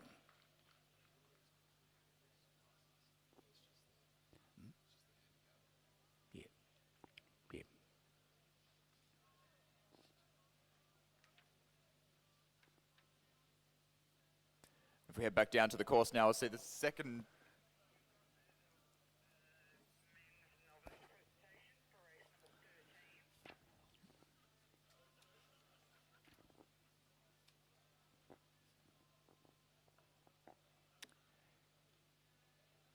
And we're looking at the men's novice single scull event, program race number 12. And this is the first division of the novice single scull. And we have our winner there representing Mossman, Alexander Doig. Oh, race 13, it says. That's Division 2 of the men's novice single scull. And we see the colours there. University of New South Wales. Eugene Bladowski, and they're coached by Chris Byrne. Eugene Bladkowski Walsh, it is. University of New South Wales, Division 2 Men's Novice Single Scull.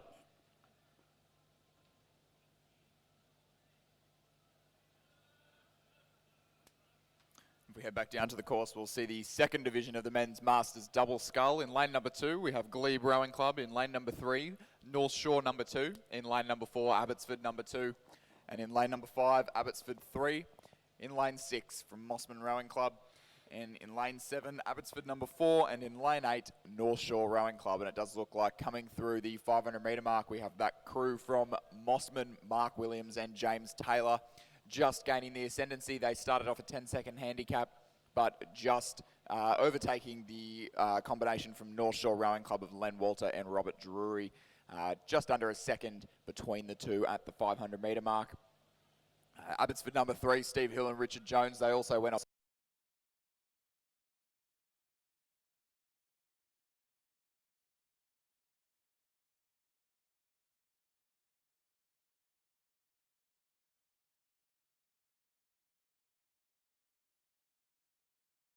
And who's likely to move in the second half of the race.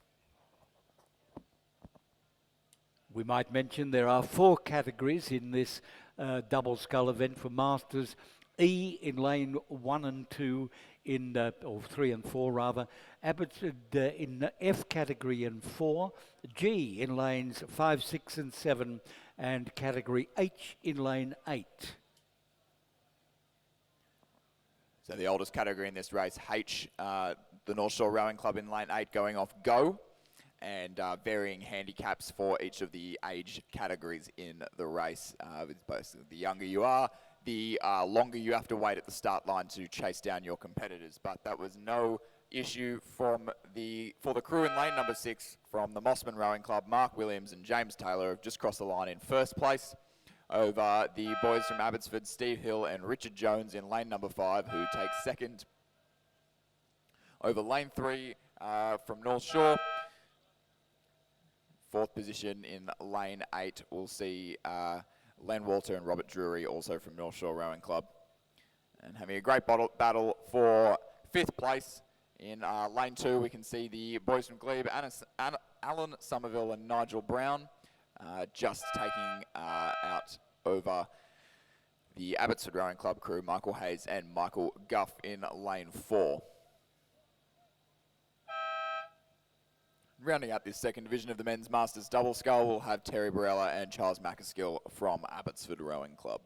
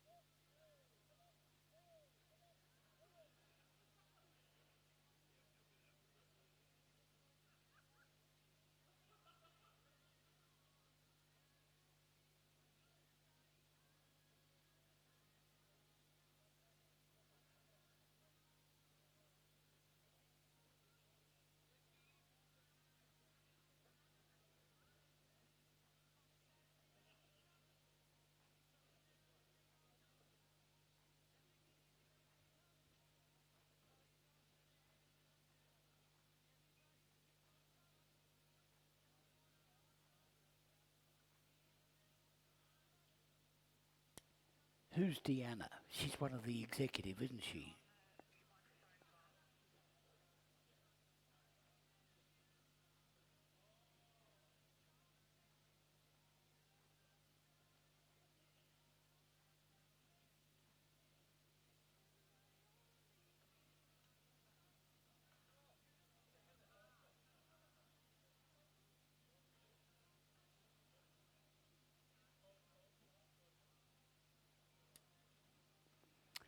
Ladies and gentlemen, coming into the pontoon now is the winners of one of the categories within the second division of the men's Masters double scull. And this is the Mossman crew, the G division, and we'll have our presentation in just a moment.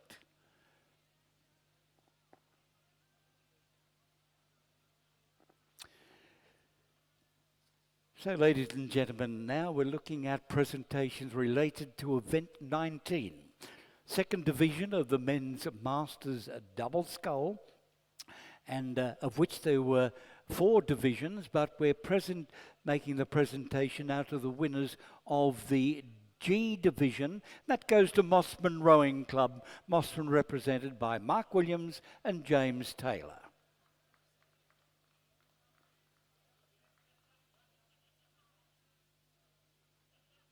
Now, just a reminder, ladies and gentlemen, Rowing New South Wales is keeping the atmospheric conditions under review, and should they worsen to an extent where they're regarded as really a disadvantage to competitors, we will consider a suspension of the rowing program. But we ask in particular that those with respiratory problems refrain from competing, and if anyone feels a little stressed during the race, please seek medical support. We have our ambulance representatives on site here at the Regatta Centre. We're keeping track of the air quality throughout the day. It does look a little smokier at the moment. It doesn't appear to be getting too much worse though as we get on, but we'll definitely keep everyone up to date with that one. But as John said, anyone that's feeling stressed at all by the air quality, please, we've got an excellent medical team up here behind the finishing tower. We'll be able to help you out.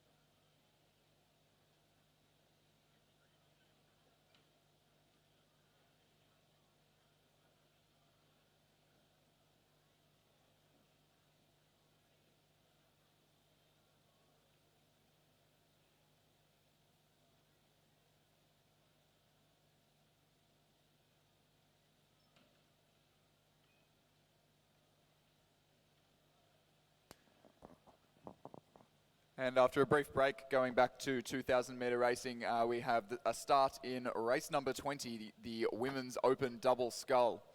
In lane number 2, representing the University of New South Wales, we have Lisa Matthews and Stephanie Hart, coached by Natalie Legge. In lane number 3, a composite from UTS and Huon, representing the National Training Centre. We have Georgia Nesbitt from Huon and Sarah Pound from UTS. In lane number 4, we have Canberra Rowing Club from the ACT, Sandra Sweeney and Katie Tagg. And in lane 5, representing Newcastle University, Christy Hinton and Chantel Lindsay. In lane 6, representing Sydney University, Emma Jalalati and Holly Lawrence. And the one to watch in this one would definitely be in lane number 3, Georgia Nesbitt and Sarah Pound from Huon, UTS and the NTC. These two are both lightweights. They were the lightweight women's double scull at the most recent World Championships. Racing as heavyweights today, but will definitely be the hot favourites in the centre of the course.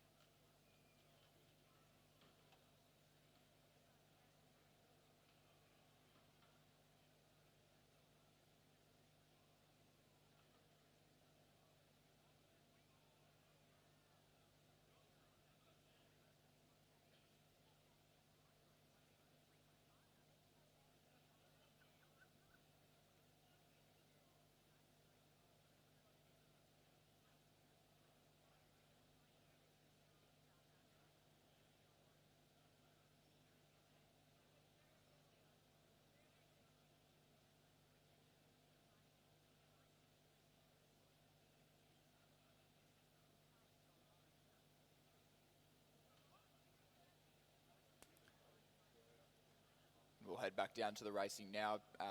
Just coming through the 1500 metre mark, it's that National Training Centre combination of Georgia Nesbitt and Sarah Pound from Huon and UTS Rowing Club, the two lightweights in lane number 3 that have crossed the line in first place. Not taking it down. I'm presuming they've been told by their coaches it's a racing experience to go out and have a full crack over the 2,000 metre course, regardless of what the competition around them's doing. So they're definitely not letting up as they approach the last 250 metres here. A little way back, we'll see that in second place, Sydney University, represented by Emma Jalati and Holly Lawrence. A bit of a club combination there from the uni girls. They're just having a narrow lead over the combination from Canberra Rowing Club. Less than a second at the 1500 metre mark. Definitely makes for tight racing. That'll be Sandra Sweeney and Katie Tagg sitting in third place through the 3/4 mark. We'll see what happens there coming into the last quarter of this race. But our winners are definitely very clear cut at this stage. It'll be Sarah Pound and Georgia Nesbitt from Huon and UTS Rowing Club, based out of the National Training Centre just around the corner on the Nepean River in lane number 3, winding to the line. Looking very sharp and very powerful. Fantastic length as they cross the finish line. A few strokes light.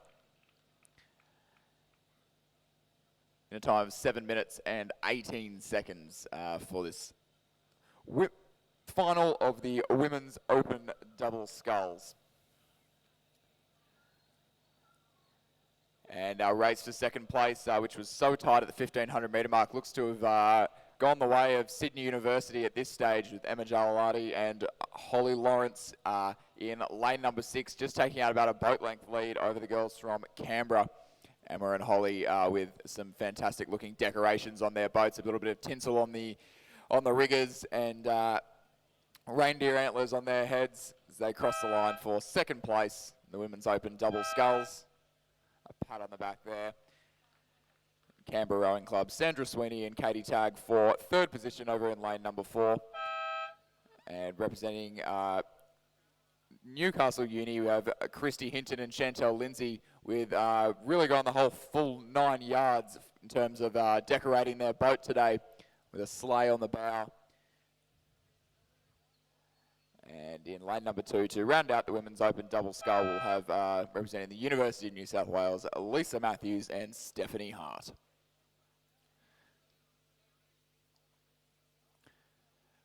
And back down on the course, just coming through around about the 1250 metre mark now. We have a combined race, both the women's under 23 and women's lightweight double sculls. A few scratchings in this one. So we'll start from lane number 2, representing the Sydney Rowing Club. We have Lauren Lyon and Romy Davenport. They're in the under 23 division. Also in the under 23 division, in lane number 3, representing Sydney University, we've had Lily Cooper and Uzez Beaton. In lane 4, representing Newcastle Grammar, Elizabeth Carter and Rosie Charge. In lane number 5, representing the University of New South Wales, Amy Watson and Alyssa Burke. In lane number 6, from Sydney University, Michaela Franz and Lizzie Trelaw. In lane 7, we have University of New South Wales number 2, Danielle Jeffrey and Louisa Stocks. And in the lightweight division, our only crew in the lightweight division, in lane number 8, we have Bianca Gillett and Lucy Coleman from Sydney University. That crew in lane 7, Chris, did we have a name change there, did we? Adrian Power? Arian Power. Did you read out another name there?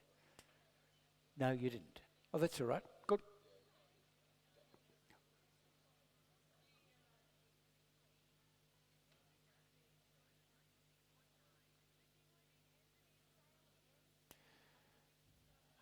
And as we come through the 1500 metre mark, it does look like our only competitors in the lightweight division for this race are leading the event overall. So that's Bianca Gillett and Lucy Coleman from the Sydney University Boat Club, about 9 seconds ahead of our leaders in the under 23 division. That'll be Lauren Lyon and Romy Davenport from the Sydney Rowing Club over on the far side of the course in lane number 2. Back in third place, about another 15 seconds back, will be Michaela Franz and Lizzie Trelaw from Sydney University. And they hold what looks to be a relatively narrower lead over their, in lane number 4, over Newcastle Grammar.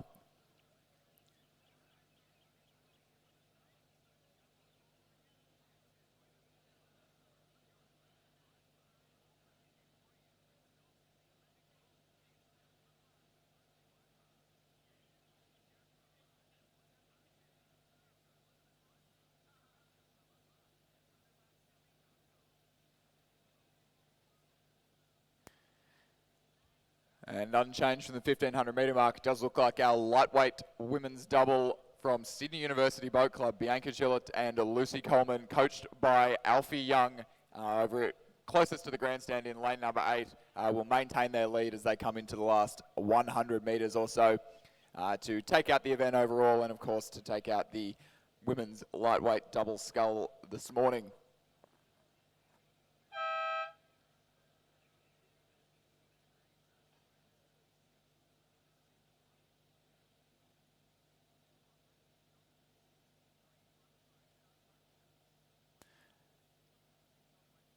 And crossing the line to take out the under-23 division, and second in the race overall, representing the Sydney Rowing Club, we have Lauren Lyon and Romy Davenport in lane number 2. Well, down to the pontoon at the moment. We're looking at the presentation for race 20, the women's open double scull, and a fine win there by our UTS Hewen composite crew, all from the National Training Centre, from Hewen, Georgia Nesbitt, and UTS Sarah Pound. Congratulations, Georgia and Sarah, well done. Winners of the Women's Open Double Scull event number 20.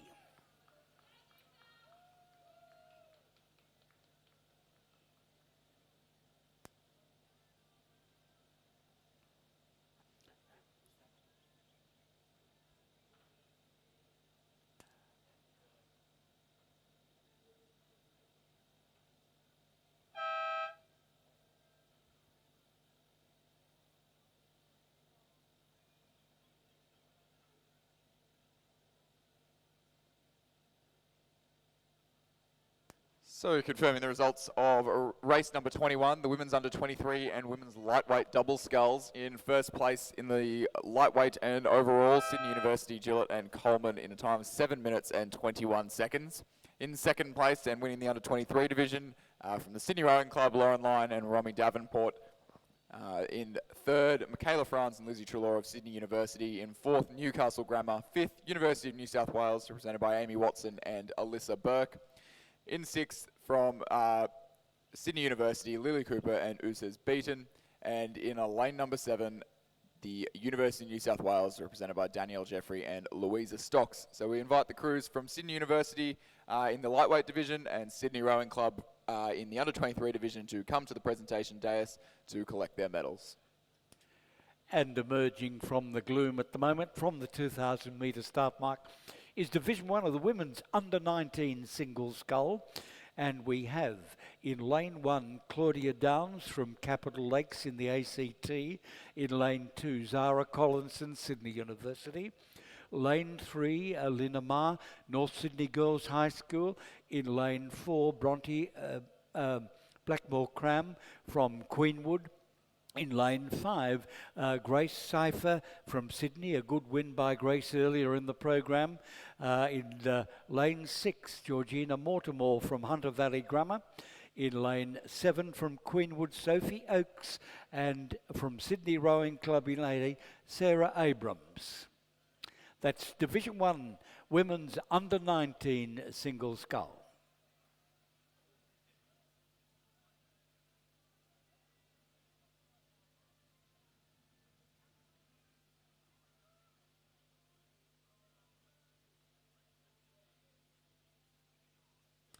Just looking down the gloom there, Chris, your club, Sydney Rowing Club, appears to be probably number 1 and 2 at this stage, centre of the field and the grandstand side. Yeah, it does look like that at the moment. It looks like in the centre of the field there we have Grace Cipher, recently joining us from Rockhampton. and as well Sarah Abrams, who goes to school up in the Hunter Valley, is now rowing for the Sydney Rowing Club in lane number 8, just behind in second position. We'll get some times through the 1500 metre mark in a moment. So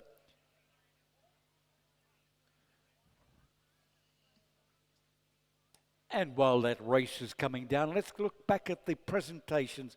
Back to the podium. This is race 21, and it is the women's under 23 double, and that went to Sydney Rowing Club. Sydney represented by Lauren Lyon and Ramona Davenport.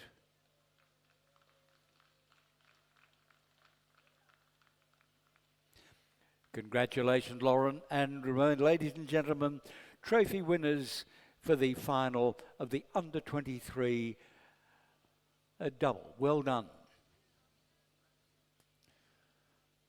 And if we head back to the course, so we saw at the 1500 metre mark, Grace Cipher from Sydney Rowing Club leading. That was over Zara Collison from Sydney University in lane number 2 on the far side.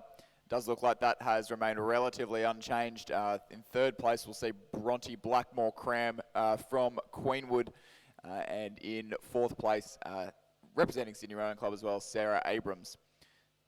It does look like beyond that fourth place, there's a little bit of a gap back to the second half of the field, where we've got Georgia Mortimer from Hunter Valley Grammar leading Claudia Downs from Capital Lakes over Lena Marr from North Sydney Girls and Sophie Oakes from Queenwood rounding out the field. But it will be Grace Cipher from Sydney Rowing Club leading into the last 80 metres or so, just maybe taking it down and relaxing a little, conserving for the next few races in this afternoon's program. That'll be over Zara Collison from Sydney University, who looks to be pretty comfortable in her position over Bronte Blackmore Cram from Queenwood. So confirming that one in a time of 8 minutes and 39 seconds. We'll have Grace Cipher from Sydney Rowing Club taking out this Division 1 of the women's under-19 single scull over Zara Collison by 9 seconds. Bronte Blackmore Cram from Queenwood will be a further 6 seconds behind, and Sarah Abrams from Sydney Rowing Club in lane number 8, crossing the line in 4th position.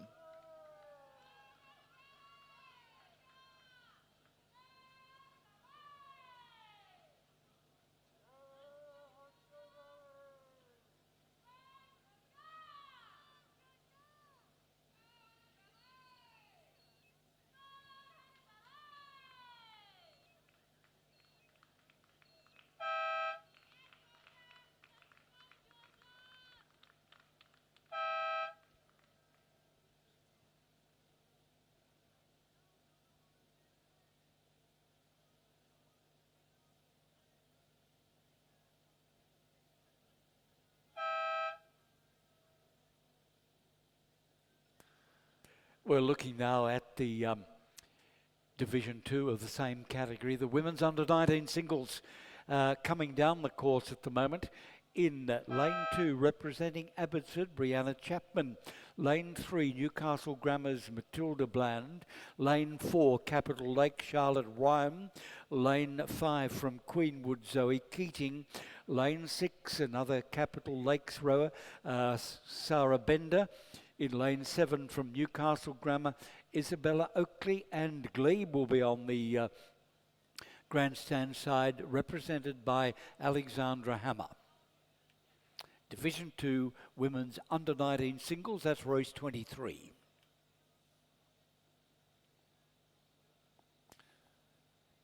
Looking down the course, it does look like we're getting a little bit of, we can see a little bit of ripples going on in the middle 1000. Looks to be maybe just a slight crosswind coming from the north at this stage.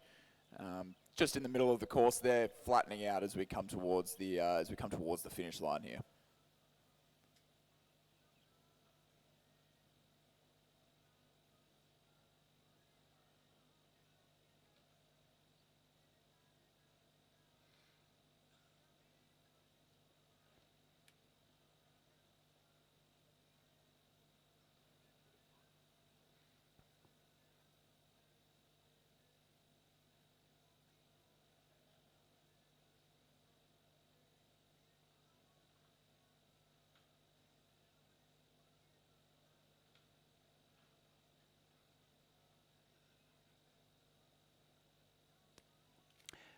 Perhaps I could mention, as we seem to be having a little more gloom descend on us from an atmospheric point of view, Rowing New South Wales recommend that those with respiratory problems do not compete today, but if anyone feels stressed, please seek medical attention from our ambulance representatives here on the course.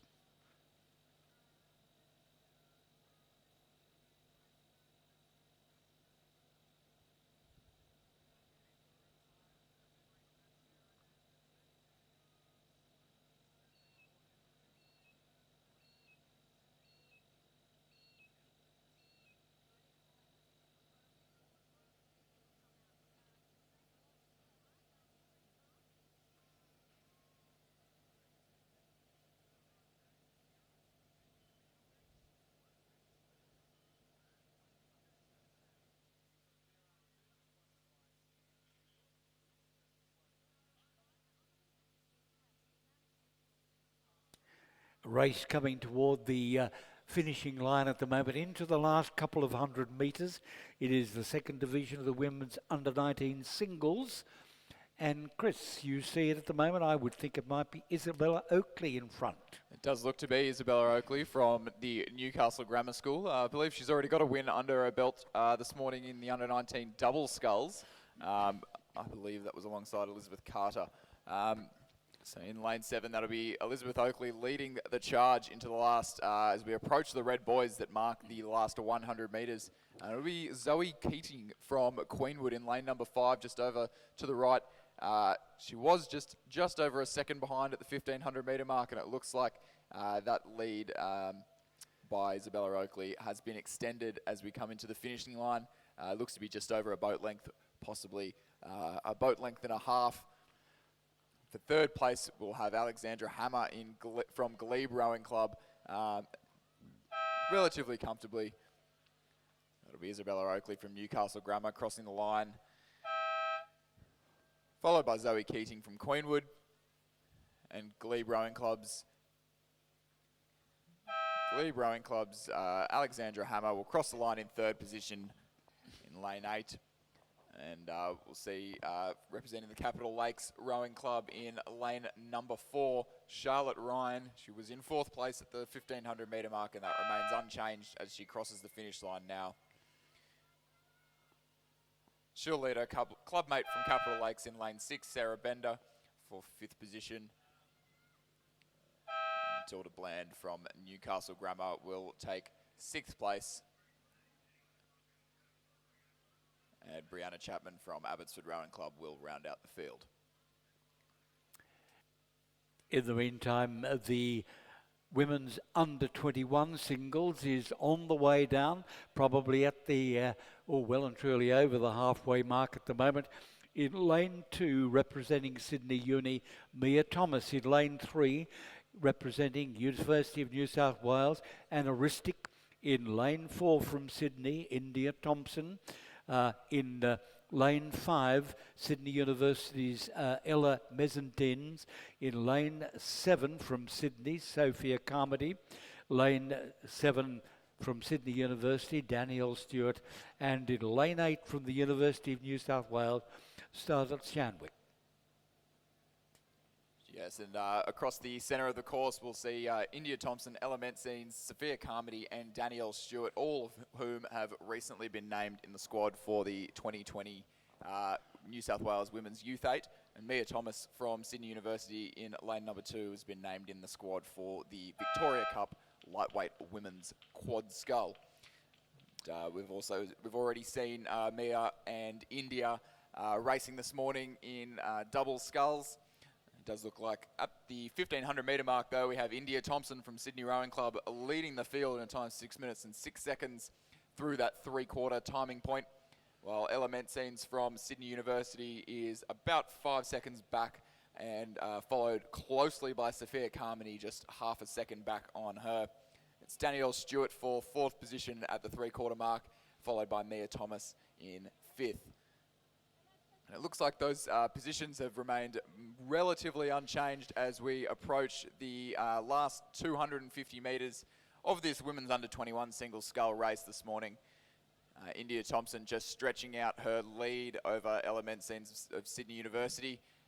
Sophia Carmody just pushing up to try and get out of that bronze medal position, pushing up for that second place. But it might be a little bit too much work to do in the last 200 metres here. She is being chased heavily by Danielle Stewart of the Sydney University Boat Club. Mia Thomas from Sydney University still maintaining that 5th position on the far side of the course.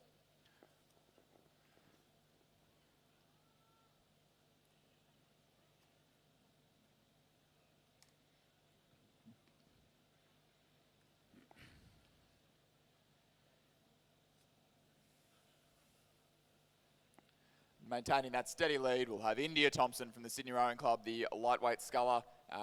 Unable to compete in the lightweight event this morning, raced the double instead. Crossing the line, lane number 4 for first place in the women's under-21 single scull. Should be followed by element scenes of Sydney University Boat Club. Sophia Carmody of Sydney Rowing Club crossing the line in 3rd over Danielle Stewart from Sydney University. And Mia Thomas in lane number 2 representing Sydney Uni will cross the line in 5th position.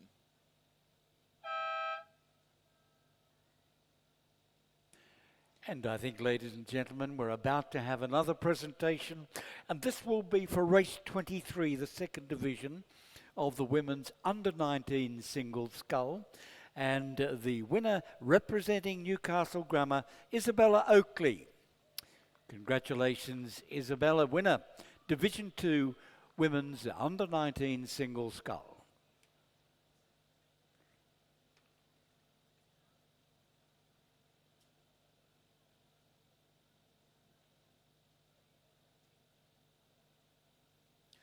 Ladies and gentlemen, just coming down the course now, just moving through the...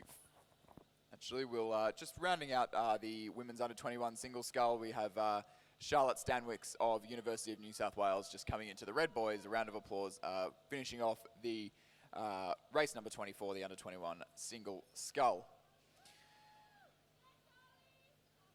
If we look back to the first half of the course, the next race on our program, race number 25, that's events the men's B grade coxless 4 as well as the men's open coxless 4, just about 2.5 minutes into their race. We'll quickly run through the crews for that one. In lane number 2, so the first 4 crews here are in the men's B grade 4. In lane number 2, representing the Sydney University Boat Club, we have Finlay Blake, Miller Argent, Tom Anderson, Kieran Riak, and they're coached by Christopher Holliday and Jack Hanley. In lane number 3, representing the Mossman Rowing Club, their number 2 crew, Finn Lawton, Jeremy Gategood, Patrick Burke, Nicholas Pender, and their coach, Matthias Ungermack. I believe that one's an under-19 crew. In lane number 4, representing the Sydney University White Bat, Nicola Zook, James Talbot, and Joshua Hewitt, coached by Christopher Holliday and Jack Hanley. And in lane number 5, representing the Mossman Rowing Club, we have Connor Hopkins, Bjarni Ungermack, Torben Ungermack, and Daniel Samus, coached by Matthias Ungermack. Good to see Dan Samus back in the boat. A few years away from competition, but represented Australia at the Junior World Championships, I think 2 years ago now. And competing in the Open 4 in the same race, in lane number 6, representing the Sydney Rowing Club, we have Alexander Pekelis, Patrick Graham, Miles Devereaux, Thomas Galloway, and they're coached by Franz Imfeld. And in lane number 7, who appear to be leading the race quite significantly at this stage, we have representing Sydney Rowing Club, Jackson Kench, Alex Nicol, Harry Crouch, and Oscar Carr-Middleton, also coached by Franz Imfeld. Half that crew having won the Weifold 4 at the Henley Royal Regatta this year, and the other half having competed in the under-23 men's 8 for Australia at the World Championships. We'd definitely be seeing that crew as the heavy favourite for the men's Open 4 this morning.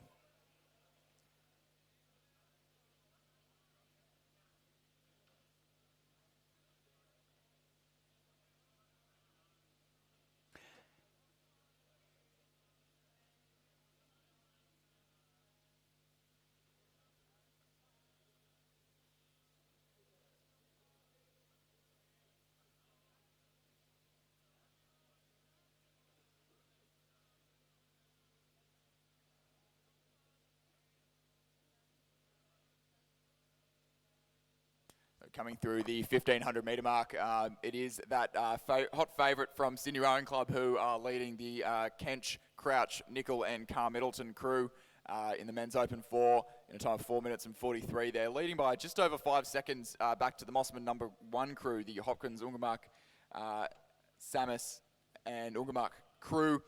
And they lead their Mossman number 2 crew by 2.5 seconds for 3rd place. It's the two Sydney University crews for 4th and 5th, and the Sydney number 2 crew, over in lane number 6 for 6th position at the 1500 metre mark, but they are definitely pushing on the boys from Sydney University in this last 500 metres.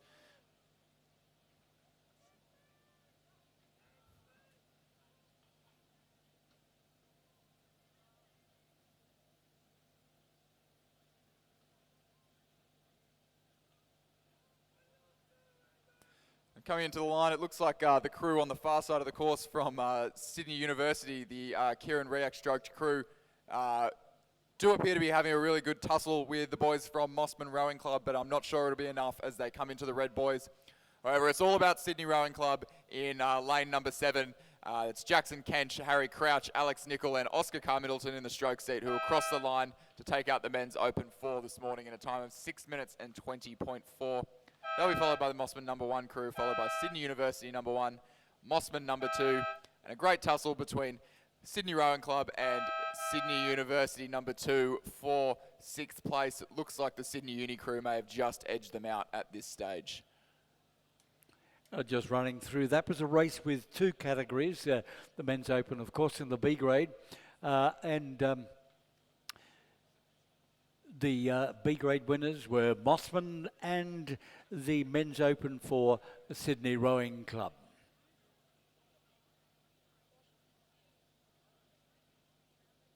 Our next race in the deepening gloom as we look down the 2,000 metre course will be a parallel double scull, and all representatives from Balmain, and we'll go through that in just a moment or two.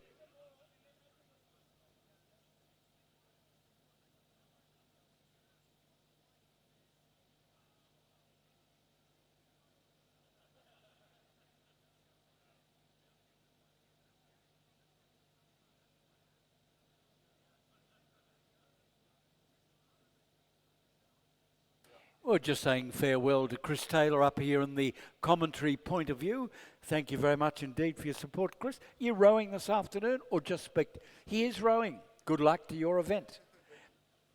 And on the subject of rowing, Chris's place is taken by Mark Tearden, and Mark has already rowed today and he has his trophy there. Well done on your first place, Mark.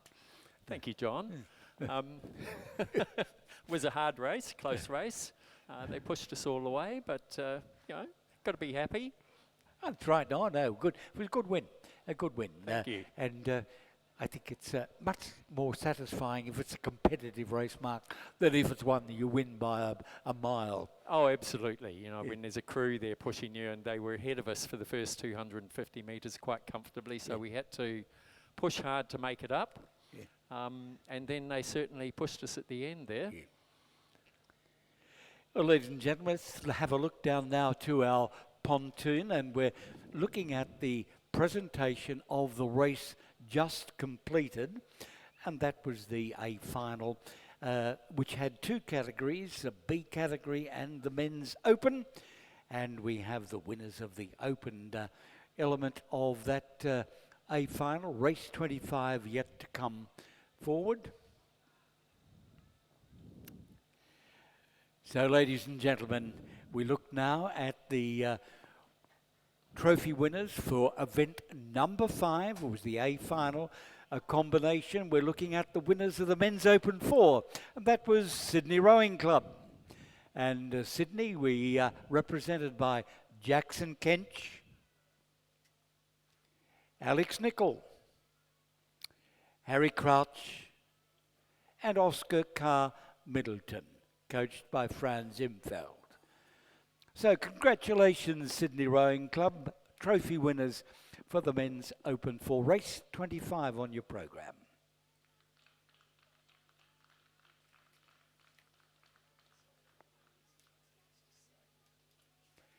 Well,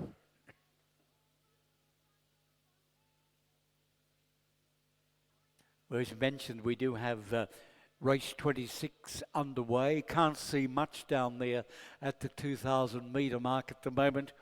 It is the race 26 para double scull, and there are a couple of categories there in the PR3 men's event.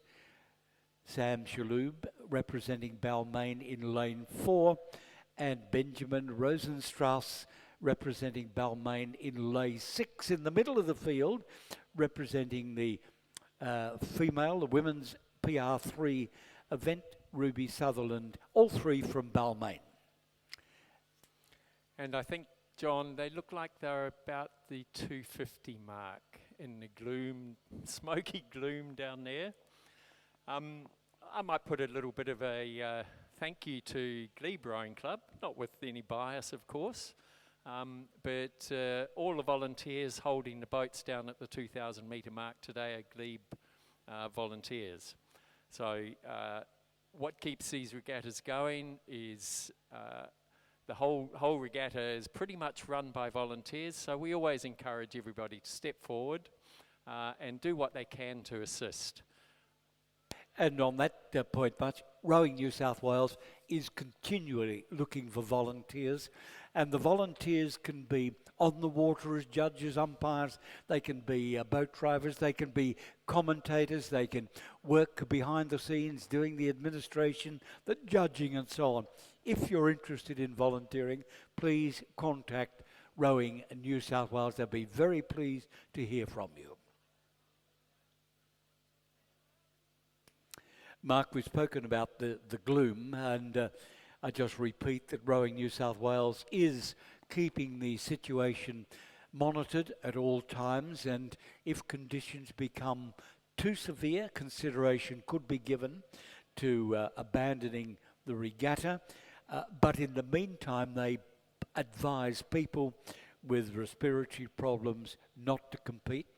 That's their advice. But they also advise that if anyone is stressed because of these conditions, please see our ambulance representatives here at the Sydney International Regatta Centre.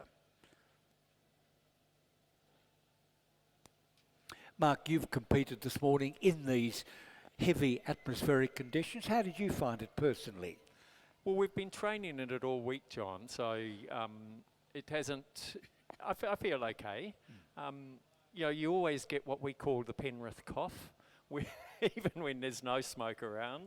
But today, for me, it hasn't been too bad, but I think it affects each individual.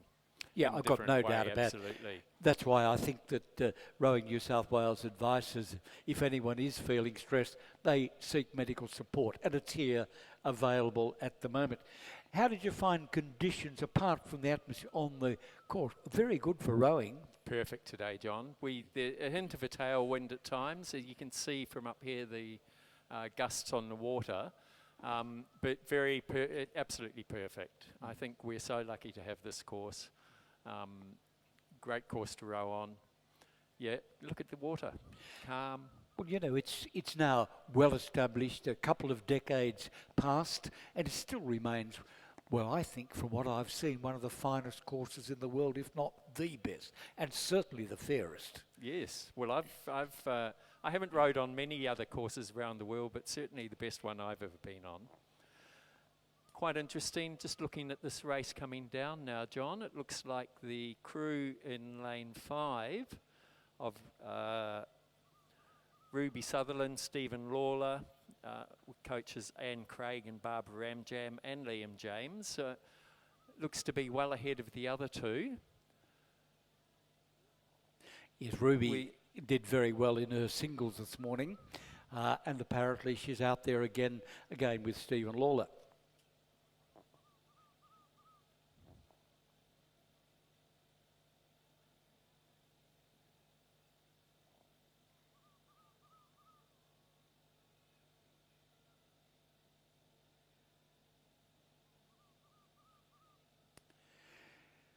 I don't know. Quite frankly, I'm having trouble seeing the screen, but this is a mixed crews, obviously all PR3. I thought it was male and female to start with earlier, but closer inspection, let me see, it's a mixed PR3, so they're all representing Balmain, and it looks like the Sutherland Lawler crew in the centre of the field have the race well in hand.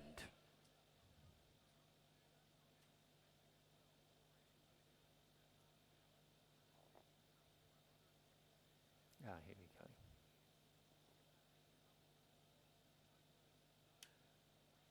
So lane 5, Balmain 3 crew of Sutherland and Lawler has just come through the 1500 metres mark in a time of 6 minutes 17. That's pretty good. Pushing for the last 100 metres, it looks to me like they've just taken their rating up a little bit there, John.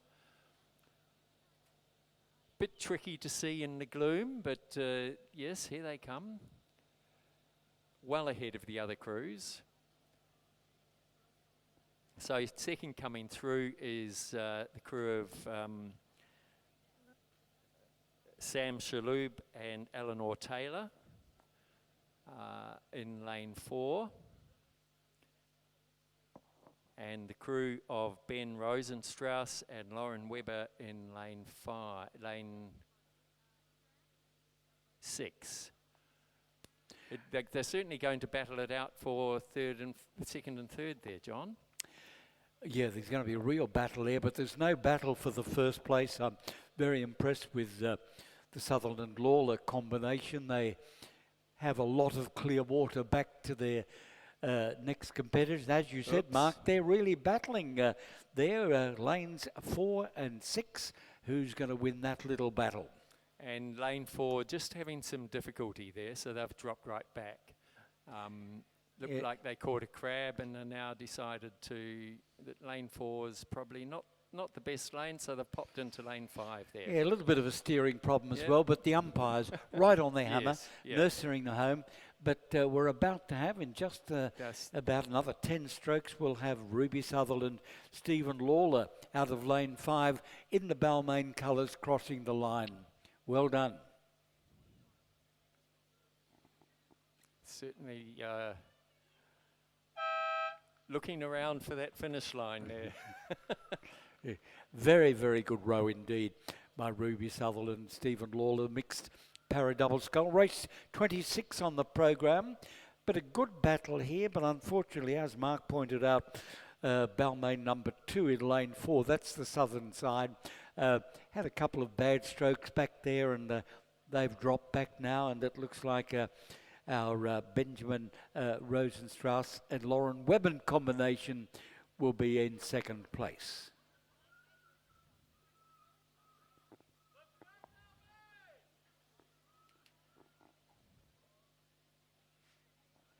And about one more stroke, and there we have Balmain number 1, Rosenstrauss and Webber cross the line in second place. And I think the other crew, the Sam, is it? Yeah, Sam Shaloub. Thought the hooter was for him and just had a little stop there. I can remember rowing and feeling like that too. I've done that a few times. Incidentally, on the matter of para rowing, we have the para rowing double scull on the way down at the moment. That's lane 27. Only one crew competing, Nikolai Oldingham, Tali Hind.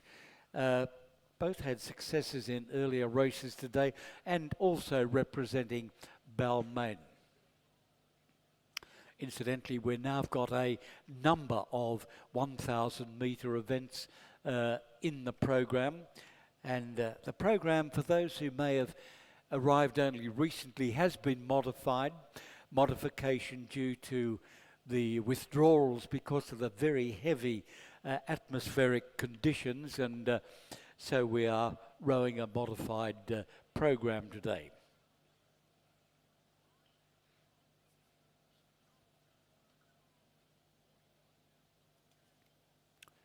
We can see crews lining up on the 1,000 metre mark at the moment. That's in readiness for race 28, and it's Division 1 of the men's C and D grade coxless, but our regatta secretary has organised the draw, so Division 1 will be entirely C grade coxless fours, and race 29 Division 2 entirely D grade. And a full house on the next race, John. It's we have 8 lanes. It looks a very competitive field to me. We have in lane 2, Canberra 1 crew with James Stutchbury, Connor Scott, Ethan Peters and Michael Cusack, coached by Mark Kwiatkowski and Jeffrey Brown. Lane 3, St George, Dylan Heel, Renato D'Souza, Delamere, Jared Terry and Lachlan Dunn, coached by Mark Featherston. Glebe 1, Hugo Webster, Will Manton, Brad Smith and Jack Sharam. Sydney 1, in lane 5, Martin Little, Peter Yates, Ken Rickard Bell and Charles Lloyd Jones. That's certainly a Masters crew there. In lane 6, Glebe 2. So the 2 Glebe crews are going to be battling it out.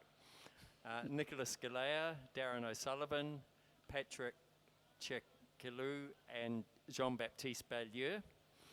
In lane 7, Hunter Valley Grammar, Nicholas Melmath, James Cousins, Ben Vickery and Finley Moffat. And in lane 8, Sydney 2, Max Pearce, Henry Farrer, Gabriel Carmody and Jonathan Malcolm, coached by Brendan Longman. And it looks to me like, well, first of all, we have this Balmain para double scull crossing the crew, about to cross the line. And the 4s are certainly hurtling down the field there. It looks like Glebe 1 to me is out in front. And we're missing a crew there. We're missing a couple of crews, so there's only 5 boats in the race instead of the full house that we thought there was. And Glebe 1 and Glebe 2, I think, are probably going to be number 1 and 2, although Canberra over the far side is starting to push hard. And battling it out with St George. The Glebe number 1 crew picking up their rating at the moment, Mark, as they move into the last 100 or so metres, and they're going to be very hard to stop. The Canberra crew is really sprinting now, and they have a tradition of really moving very well in the latter half of the race, but it'll have to be something out of the box to beat that Glebe number 1 crew of Webster, Manton, Smith and Sharam. Well done, Glebe, over the line in lane number 4. Looking very comfortable, as they all do. They're looking good. And Canberra crossing the line in 2nd. St George coming across in 3rd. And Glebe 2 crew has just fallen apart there at the line. Not quite sure what's happened there. Crossed in 4th. And the Sydney crew crossing the line in 5th. So the unofficial time of 3 minutes 06 and 90 to the Glebe crew. Well done.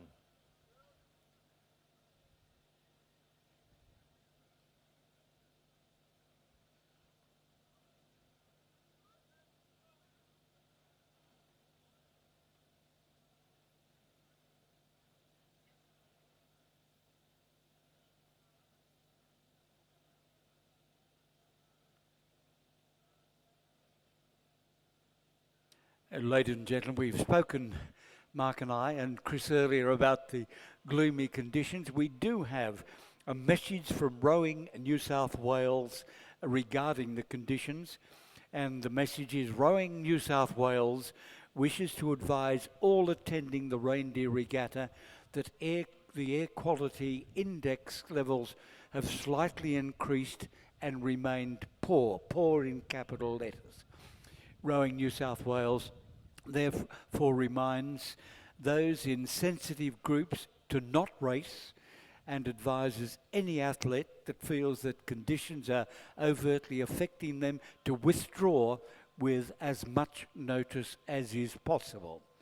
The continuation of rowing for the afternoon session will be assessed at 12:30. That's the lunch break away. So summarising that message from Rowing New South Wales, the air quality index have increased.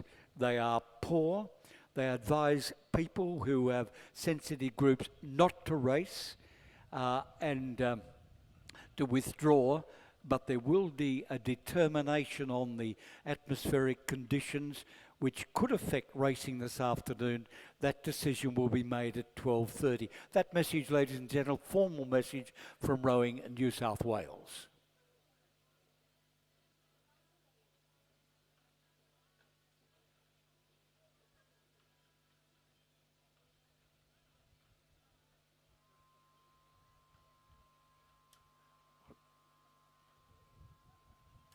Ladies and gentlemen, presentation for the para double scull to the Balmain 3 crew of Ruby Sutherland and Stephen Lawler, coached by Anne Craig, Barbara Ramjam and Leon James.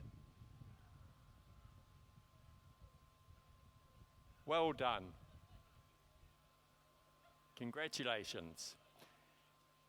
And we have the second division of the Coxless 4 coming through, and it looks like we have the University of New South Wales in the lead with Zach Partridge, Ryan McGrory, Clayton Ficini and Eugene Blazjowski.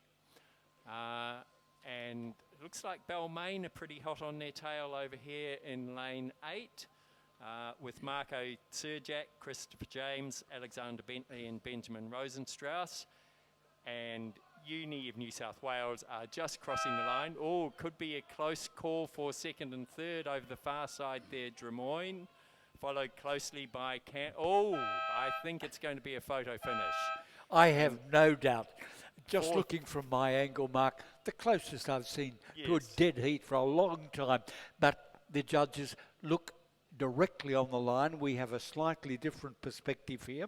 We await the photograph.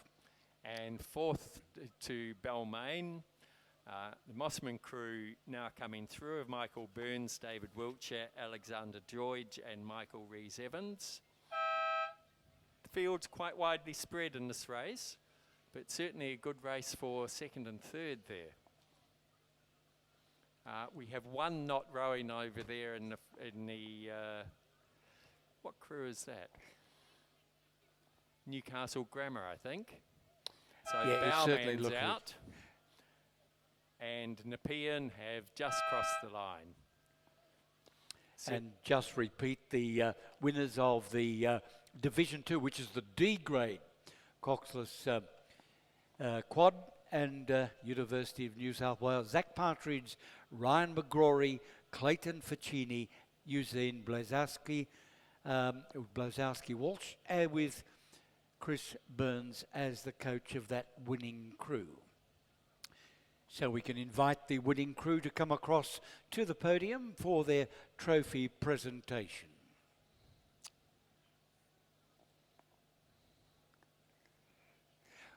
Well, the race coming down at the moment, and they're just emerging from the gloom, from my eyesight. Race 30, Women's Novice Double Scull, representing North Sydney Girls High, Mandy Carnegie and Sarah Milleg Morshing.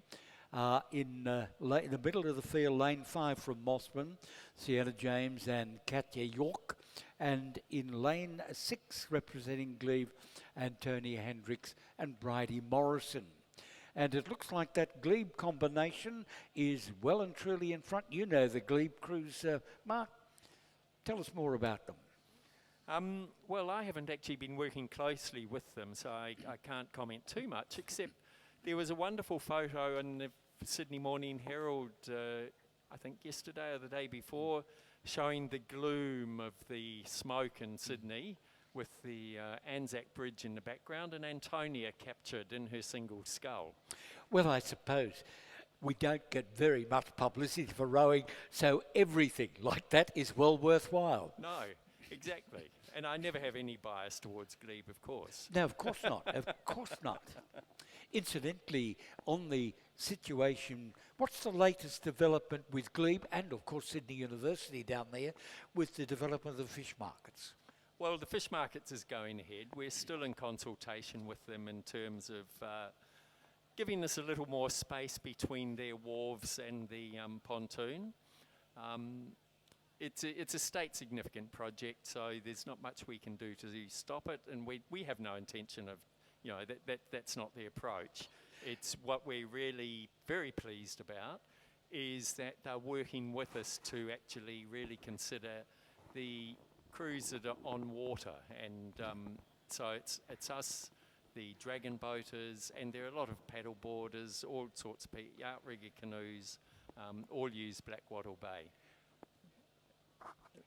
Well, let's look at what's on the water at the moment. Women's novice double scull, and again it's the Glebe of Hendricks and Morrison in front. They're coached by Brad Smith. Not hurrying, a very leisurely approach, and performing quite well for a novice crew at this stage. A win here, of course, will cease, as I understand the rules. Their novice status, so they'll have to go up. But Glebe it will be of Antonia Hendricks, Bridie Morrison across the line first in race number 30, the women's novice double scull. Well done, Glebe. Fair bit of clear water back to the Mossman crew. They're having a little bit of a problem there. Sienna James, Katja York, but they are novice rowers. And one's got to expect the odd problem when they are relatively inexperienced. And North Sydney Girls High, great to see them there. Particularly as they've joined in the spirit of the day and must be considered for a prize for our annual Reindeer Regatta. So well done, Mandy Carnegie and Sarah Melig-Morshink.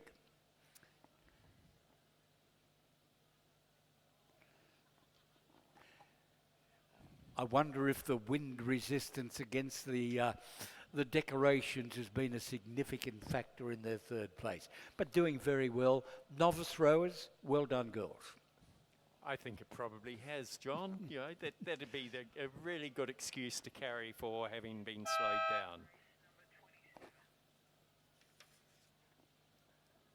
So, ladies and gentlemen, the Balmain Para Double crew of Nikolai Olding and Tali Hind, coached by Anne Craig, Barbara Ramjam and Liam James. Congratulations.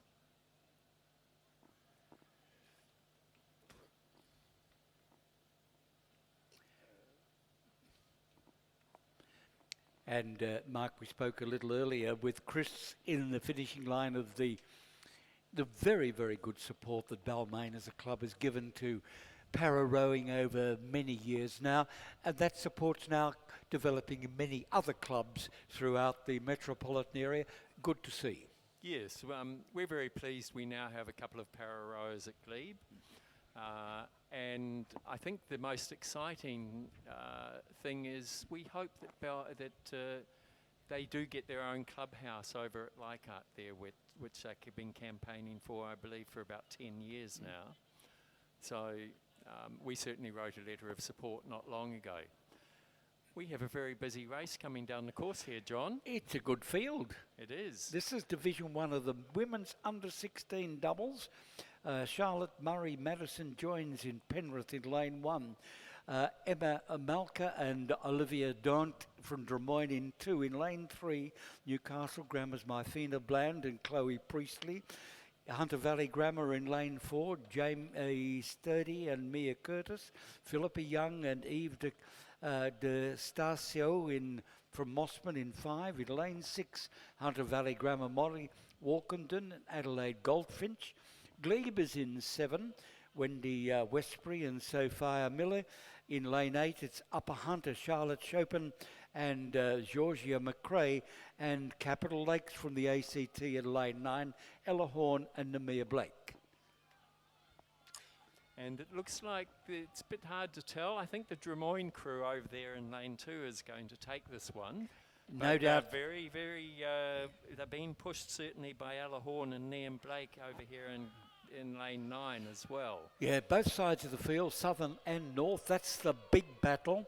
And the Glebe girls are winding it up, but they're not going to get there. It's definitely going to be Drummoyne. Drummoyne across the line in lane 2. Well done, Drummoyne. Emma Morker and Olivia Don't. Ella Horn and Liam Blake in second from Capital Lakes, and Sunny Westbury and Sophia Miller third from Glebe. And with the rainbow, with the reindeer horns on as well. Well done.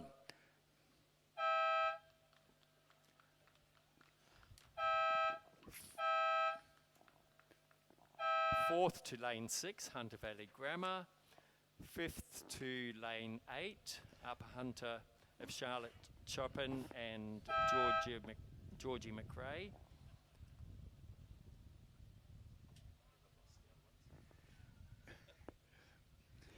Well, Division 2 of the same category. The women's under 16 double scull.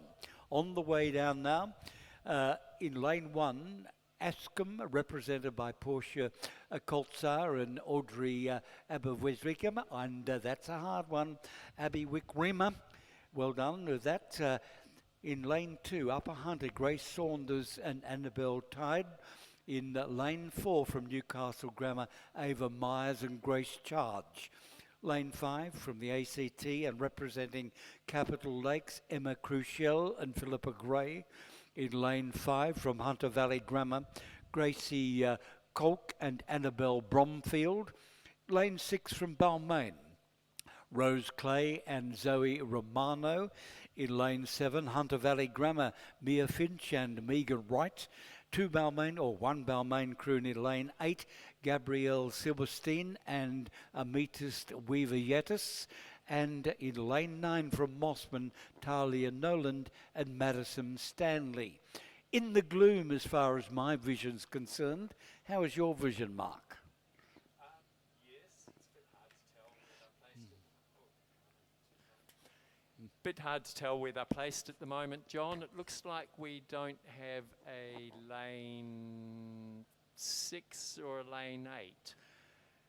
But it's a bit hard to tell in the gloom, but they're starting to emerge. On the lane 8, just beside that, Mossman in lane 9, that's Talia Noland and Madison Stanley, the grandstand side. They seem to be doing very, very well and appear to be in the lead at this stage. Bit hard to see right back across to the other side and try and get the definition of the placings of the bow ball, but it looked like that Mossman number 1 crew in lane 9 probably leading at this stage.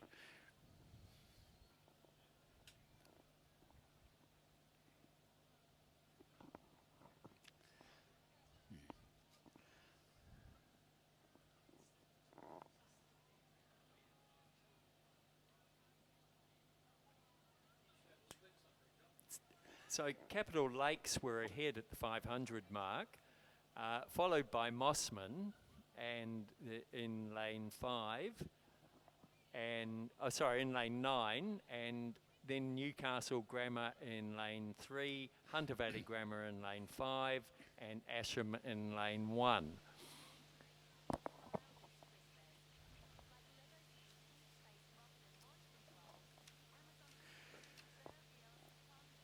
Yeah, some very, very good rowing looking down here. These are all schoolgirls, obviously. They're under 16. And the quality of rowing in these lead crews is very, very good indeed. I'm very impressed indeed. The Mossman crew, I'm not sure what school they actually attend, but obviously rowing for Mossman. And Talia Noland and Madison Stanley doing very well indeed, although I'm impressed with the crews out of, I think it's 3 and 4, which have moved up considerably in the last 100 metres. I'm looking at Newcastle Grammar School, Ava Myers and Grace Charge. They've come on very well, as in fact as the Capital, I think it's Capital Lakes right beside them, Emma Cruciel and Philippa Gray. Yes, Battling that's it out Capital there. Lakes. Yeah, they've done very, very well indeed. Mossman were the early leaders. I think they've been imposed upon, one might say, and the battle for the lead is now from lanes 3 and 4. Newcastle Grammar, and they will be in front by half a length over Capital Lakes from the ACT. So Ava Myers, Grace Charge from Newcastle Grammar in race in place 1. Division 2 of the women's under 16 double scull. Followed by Mossman in 3rd, Asherman lane 1 in 4th.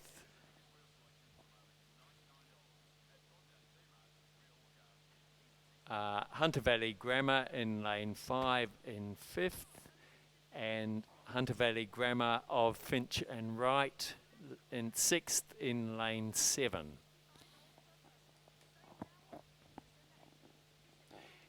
Now, just a reminder about that formal message from New South Wales Rowing. I read it a few moments ago, but in summary, it pointed out that the atmospheric conditions have worsened. They're described as very poor. They advise people with respiratory problems to not compete, to withdraw with as much notice as possible. And a decision will be made about the state of play and the future of the remaining races in the regatta at lunchtime. That's at 12:30. And ladies and gentlemen, we have a presentation for race 31. The winners were Drimoyne, Emma Melka and Olivia Dont, coached by Robin Mackney and Graham Gardner. Well done. And the quality of the coaches there is Robin Mackney and Graham Gardner, fantastic coaches. Well in the coaching field, we might say, Mark. Exactly. Yeah. Well, we're still continuing with our starts from the 1,000-metre mark, and we have race 33, I think might be underway. I can't see. And it is the Division 1 of the Women's Masters single scull. They are all of the same grade, so they'll all be off scratch. That's B grade. Sarah Hill from Mossman in lane 2. Jodie Panagopoulos from Abbotsford in lane 3. Jocelyn Harris from Glebe in lane 4. Danica Harrison from Balmain in lane 5. And Alana Parker from Penrith in lane 6. They look to me like they're still lining up there, John. So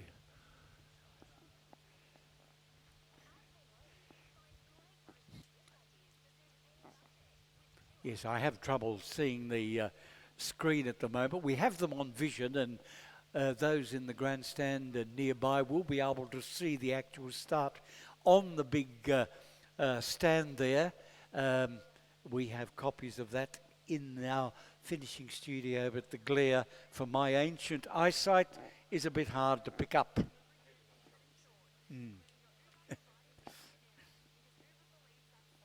But as I mentioned, this is all B grade, this next race. It's a Masters event.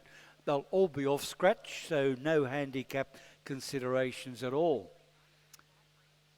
Ages are down there in the program, and no doubt saying they're all much younger than am I. then both of us, John. And Fair enough. but quite a very close age range as well. Yeah, it's his age from ranging there 38 from to 42. top 30s to low 40s. But I'm not sure that it's really such a good idea to discuss the ladies' ages, John. I think we might just refrain. Well, I have to say that I wasn't still rowing at high 30s or low 40s. I wish I was, but I can't claim that fame. Well done to all the Masters rowers who do continue rowing. I spent many years in Renmark in South Australia with ABC, and one of the stalwarts there is now in his 98 and he's still sculling. Incredible.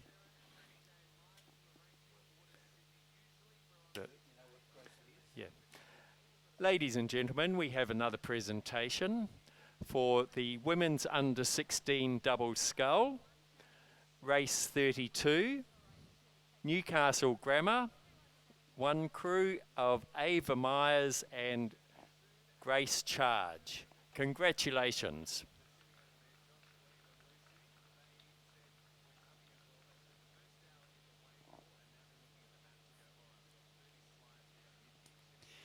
There have been some very, very good performances by Newcastle Grammar here today. We're always very pleased to see the non-metropolitan clubs compete. Newcastle Grammar is one of them, Hunter Valley Grammar, and of course all our clubs from Canberra, Capital Lakes, Black Mountain, all here regularly, and we're delighted to see them and see them travel out of their home area to compete here at the Sydney International Regatta Centre. And how good it is if they do travel that far and go home with a trophy. Well done.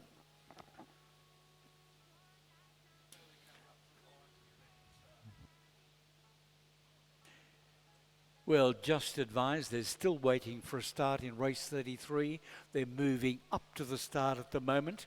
Fortunately, conditions are good from a wind point of view, because the 500-metre start is line up by sight, and it just takes the aligner a little longer perhaps to line them up, as is the case with the start from the 2,000 metres, where the stern of the boats is actually held a much easier way to align.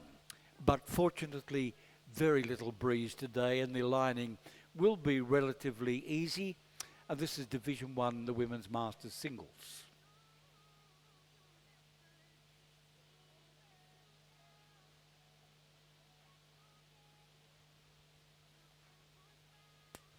It does look like we have a slight breeze starting to come up.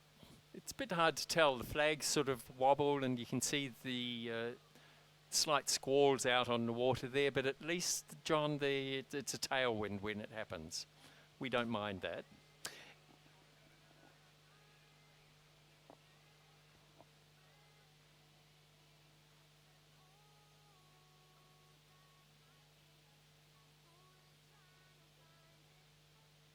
Well, we're about to go down to the podium again, and this will be for the presentation of the Division 2 of the men's C and D grade coxless quads, but they were all D grade, so we could say it's the champion D grade coxless quad, and the trophy goes to the University of New South Wales. Well done.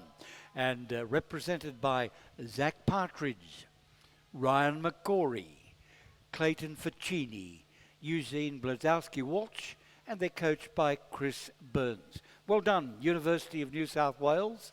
Trophy winners in the D grade men's coxless quad. Well done indeed. With, I think, some reindeer antlers, keeping in the spirit of the regatta.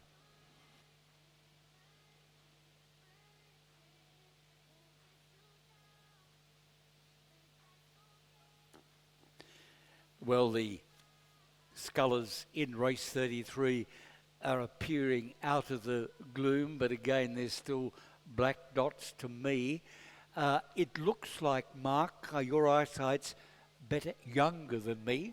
It appears all stations are full, so all crews are there. Sarah Hill from Mossman in lane 2, Jodie Panagopoulos from Abbotsford in 3, Jocelyn Harris from Glebe in 4, Danica Harrison Balmain in 5, Alana Parker Penrith in lane 6. And from here it looks like Jacqueline Harris in lane 4 has the lead, but it's a bit hard to tell. Alana Parker looks to be very close behind with her. It's a bit hard to tell between Alana and Danica Harrison in lane 5.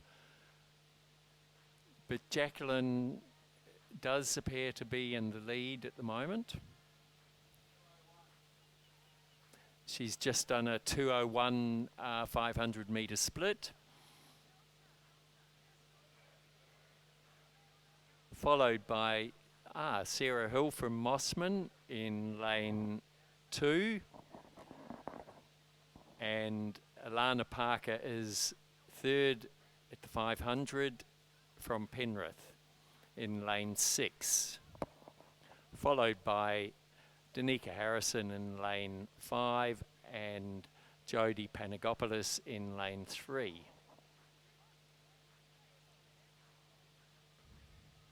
Now that's one of your club scullers in the lead in the centre of the field, Mark. Well, we do like to see that, John. Not Jackie, that you're biased at all, Mark. Yes. Look, Jackie is a bit of a star in the club. She wins just about everything she goes out and competes in. A fantastic rower, and she learnt to row at Glebe.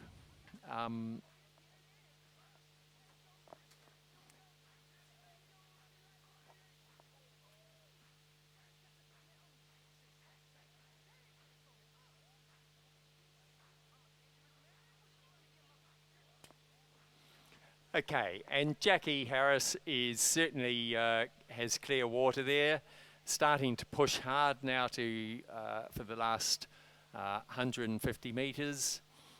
She's now into the red buoys, followed closely by Sarah Hill from Mossman, also pushing hard. And they both have clear water out in front of Danica Harrison from Balmain, followed closely by Jodie Panagopoulos from Abbotsford, and Alana Parker from Penrith is pushing through. Well done, Jackie Harris has won. Sarah Hill came second. Jackie Harris did that in 4 minutes 14:34. Balmain in third. Jodie Panagopoulos fourth from Abbotsford, and Alana Parker fifth from Penrith.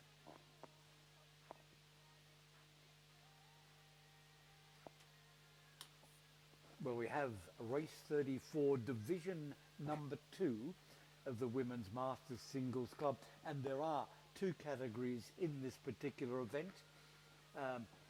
In the A classification, off 5 seconds, it will be Catriona Rose from Glebe and Jacqueline Ford from Nepean. The remainder of the scullers are Seagate, all off go, Cecile Fair from Abbotsford, Lorma Gray from Abbotsford, Vanessa Edwards from Nepean, Maggie Smith from Drummoyne, and Anya Weaver from Balmain. So lanes 2 and 3 off 5 seconds, lanes 4 to 8, that's on the grandstand side, all off go. I see Maggie Smith's name there, John. I think of that fabulous actor. Yes, I've met Maggie Smith a couple of times at informal social occasions, and the conversation is quite hilarious, I can assure you. Some of it I can't repeat over the public address system, but it really makes you laugh. She's a very, very funny woman.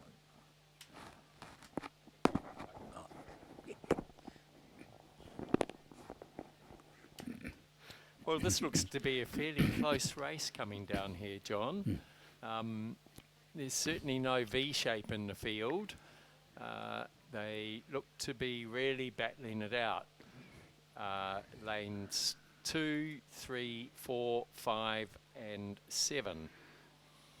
So that would be lane 2 is Katrina Rose from Glebe. She's had to give 5 seconds, so it looks like she is gradually catching up and overtaking the other two. Lane 3, Jackie Ford from Nepean also gave 5 seconds. So both those two seem to be have overtaken the rest of the field. Mark, we appear to be minus one sculler here. We do. The space appears to be about lane 6. Yes. That could be Vanessa Edwards from Nepean, but we'll know a bit or more when we get a bit closer. I suspect we're going to have another win from Glebe here, John. Katrina Rose is really winding it up there. She's now into the 250 metres.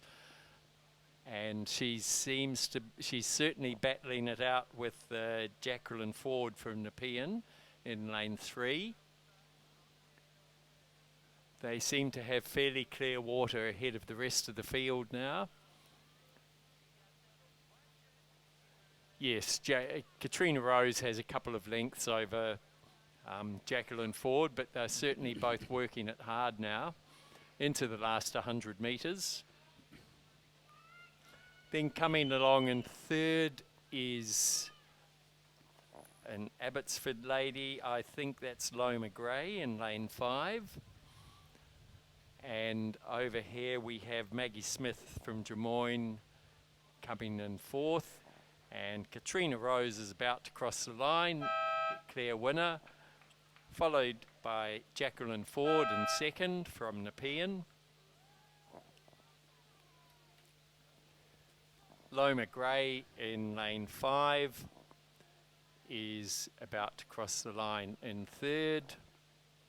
And she will be followed by Maggie Smith from Drummoyne in lane 7. And the other Abbotsford rower, Cecile Fair, in lane 4. Then it's quite a distance. It looks like our Balmain rower is struggling there, John. Well, in the meantime, while that struggle's going on, we'll go down to the podium. And this is the presentation of trophies for Division 1 at B grade, Women's Masters Single Scull, and the trophy winner representing Glebe, Jocelyn Harris. Well done, Jocelyn. Coach Istvan Neme, and that's first in the Division 1 B grade Women's Masters Single Scull. And we have the second division of the Women's Masters Single Scull, the third division, coming down now, just about to come into the 250 metre mark. We have in lane 3, Janine Wood from Abbotsford. Lane 4, Christine McCready from St George. Lane 5, M. Barrack from Mossman, and lane 6, Rowena Stewart from Abbotsford. And the St George rower seems to be in the front, yes, Christine McCready, but Rowena Stewart from Abbotsford is pushing hard to try and catch her, but I think it's going to be clearly Christine McCready, followed then by Mossman, M. Barrack, and Janine Wood. Might mention, Mark, these are all E grade, E class, therefore no handicap differences, and confirm it is Christine McCready from St George across the line in first place. Well done, Christine.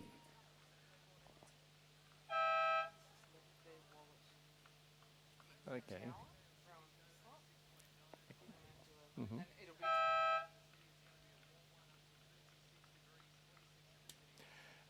Rowan Hislop, if you're on the course, your wallet has been found. You can claim it with the bow numbers.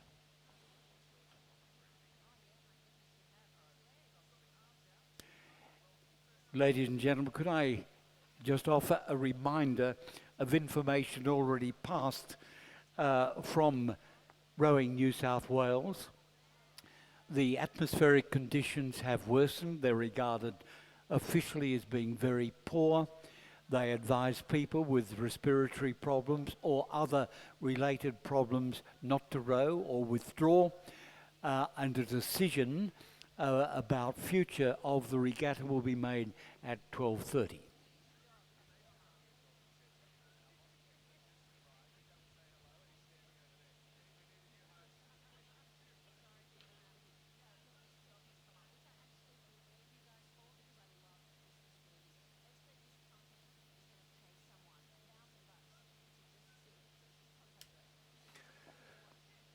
And it looks like the race 36, Division 4 of the Women's Masters Single Scull is coming down the course. This is a mixture of D grey, Masters D, with one F and one G. So in lane 2 we have Jenny Wilson from Mossman, who's D, and the D rowers have had to give 21 seconds on the start. In lane 3 we have Anne Harkham from Newcastle. In lane 4 Colleen Chapman from Abbotsford. In lane 5 Marcella Cox from Abbotsford. In lane 6 Chris Brennan from Lake Macquarie. And in lane 7 Anne Taylor from Mossman. And it looks to me like well, I think we're missing the Mossman rower out there, actually, looking down the course.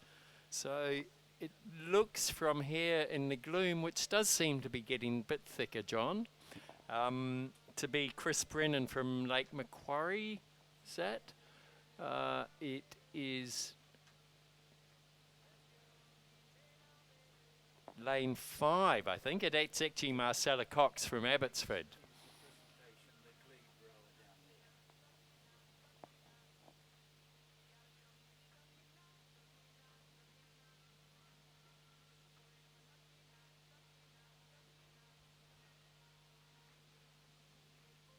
Well, ladies and gentlemen, we're down to the podium once again. This is race 34, trophy presentation, Division 2, and this is the actual A grade, Women's Masters Single Scull, and representing Glebe Rowing Club, Catriona Rose. Well done. That was the A category. There were C categories in that race again. Catriona was off 5 seconds, so she overcame that deficiency that went on. Well done. And race 6 is now into the last 100 metres, and Jenny Wilson from Mossman seems to have the clear lead, followed by, I think it's Chris Brennan from Lake Macquarie over here in lane 6.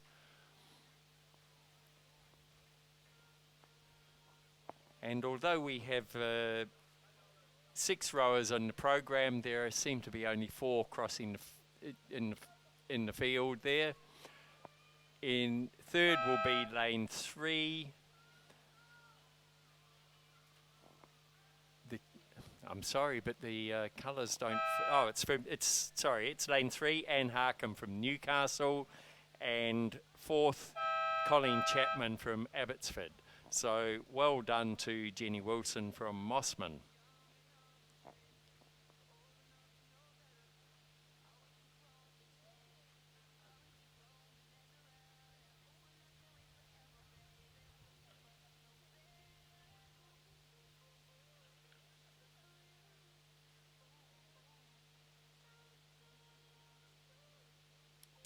Well, we're now on to race 37. This is the men's masters pair, all the chaps, and there's 3 classifications there, A, D and E.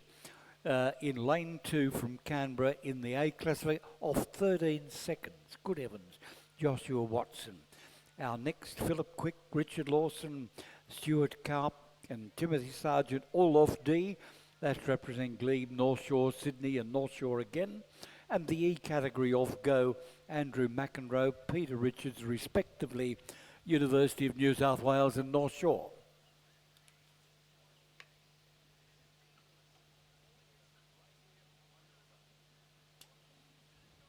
So the battle here looks to be in lanes 6, 5 and 4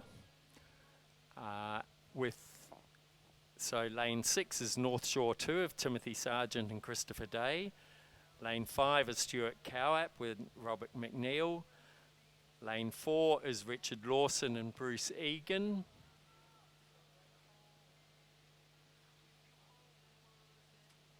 I think it's going to be a difficult one to call just at the moment, John, because everyone's pushing very hard and the orders seem to be changing slightly. I would think it's at this stage, centre of the field, light sky blue of Sydney Rowing Club. Probably an edge, but there's a very, very fast finish coming from Canberra on the far side. Now that Canberra combination of Watson and Spiel, they've made up a 13-second handicap. Now that's very, very good rowing, and I would think they now have their bow in front of the Sydney combination of Carp and McNeil. How see it from your angle, Mark? They've certainly wound up the rate, and they're looking good, crossing the line. But yes, I think they've definitely taken out the Sydney crew. Yes, very close. Followed, so first the Canberra crew of Joshua Watson and Brad Spiel. Second, the Sydney crew of Stuart Carp and Robert McNeil. Third, the Glebe crew of Ken Major and Phil Quick.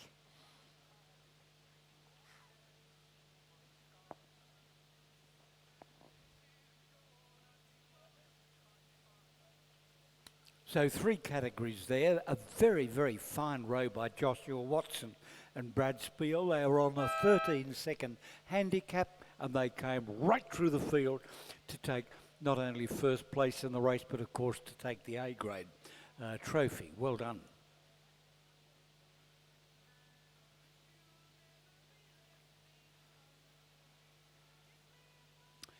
Well, ladies and gentlemen, I think we look like we're ready down there on the podium again, and I look at race 35, the 3rd division, the E-class of the Women's Masters Single Scull. I think it is. No, that's not right. Perhaps Division 4. Do you think it might be Mossman? And is that the right one? Good. There we are. Division 4 Women's Masters Single Scull. It's first place went to Mossman Rowing Club. And I think that's right, is it? Mossman. Jenny Wilson. Well done, Jenny Wilson. That's the D grade. And in the F class, it was Lake Macquarie, Chris Brennan. Is that right? St. George. That's in Christine McCready. Is that the right one? Well done, Christine. Thank you for the wave. So St. George Christine, of course, was Division 3 of the Women's Masters Single Scull. Well done.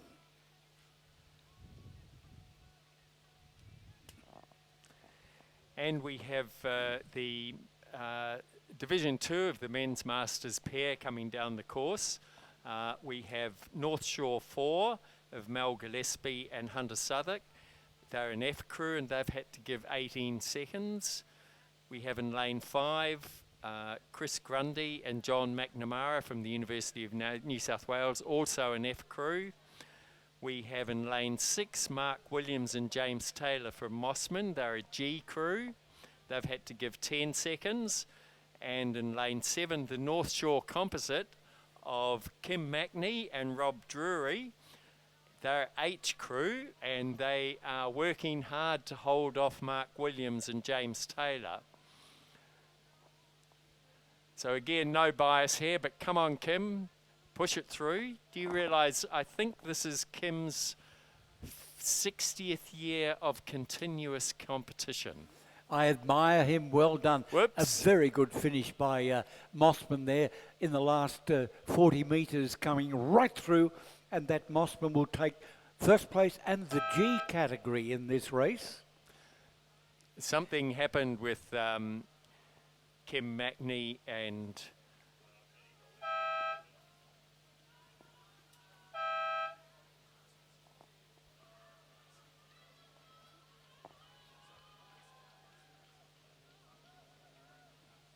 something happened with Kim Mackney and Rob Drury, so they slowed right down before they crossed the line.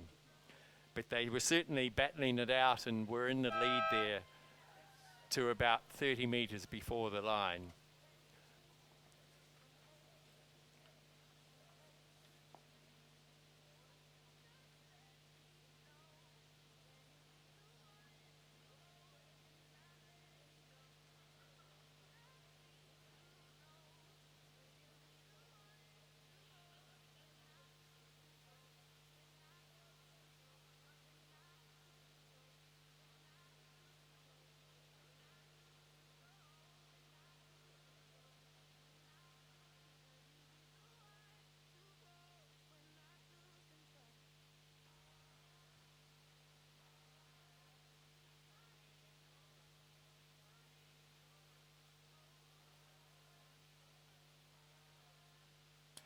And ladies and gentlemen, we have another presentation.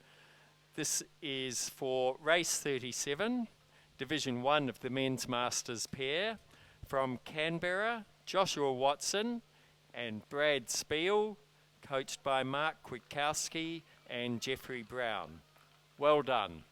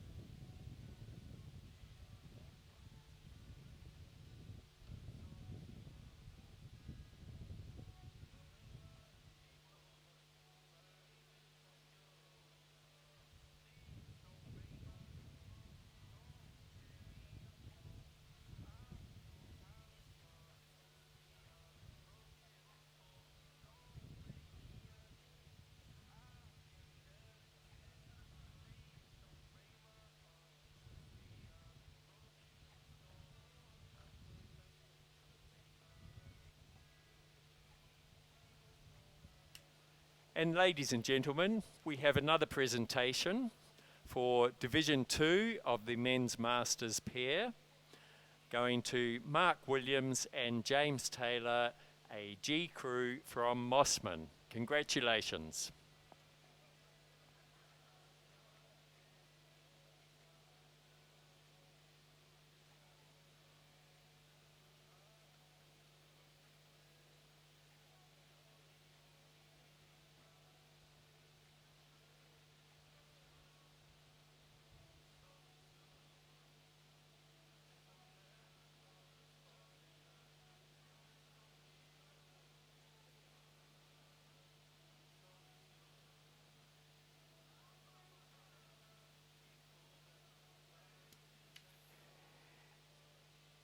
Don't forget, ladies and gentlemen, we do have a competition, the best dressed crew, the best decorated boat.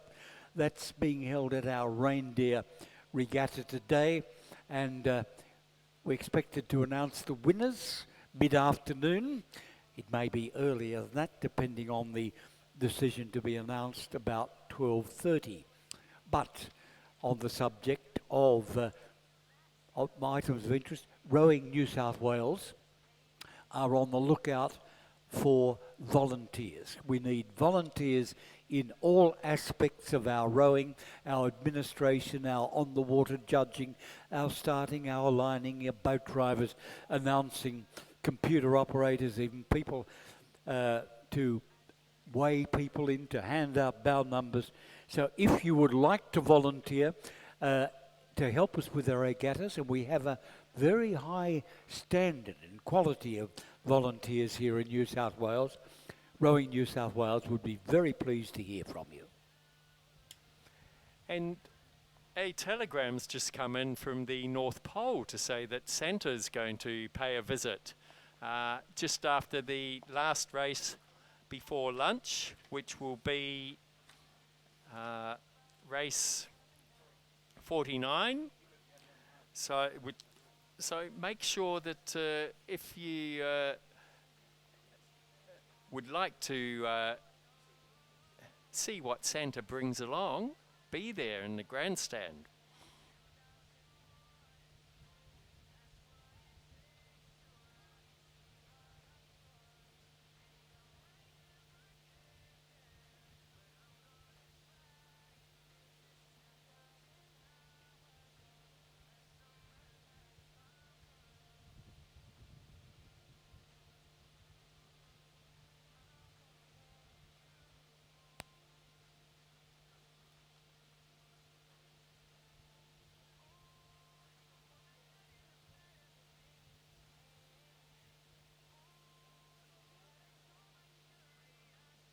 ladies and gentlemen, we spoke about prizes for the best dressed crew, best decorated boat.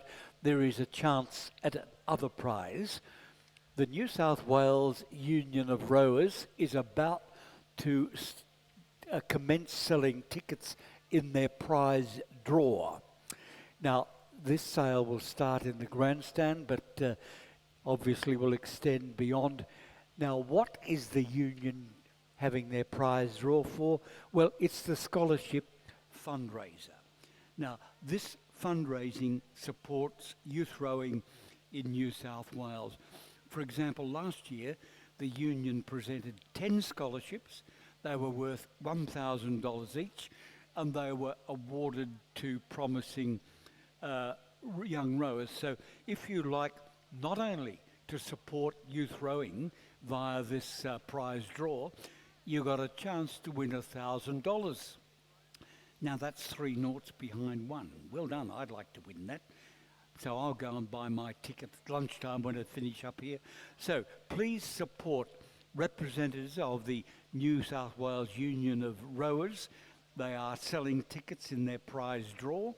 You got a chance of winning $1,000, but more importantly, the fund will support youth rowing in New South Wales. And as I said, last year we gave out $1,000 awards to 10 young rowers in New South Wales.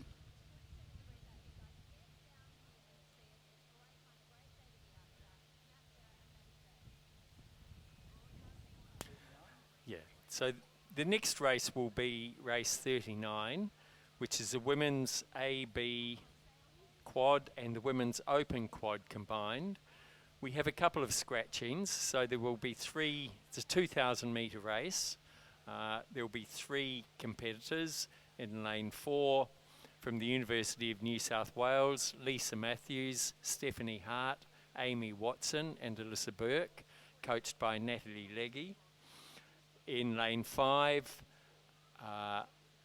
Newcastle Grammar, Rosie Charge, Elizabeth Carter, Bella Oakley, and I've got 5 names here, so I'm assuming the coach is Alice Carraro.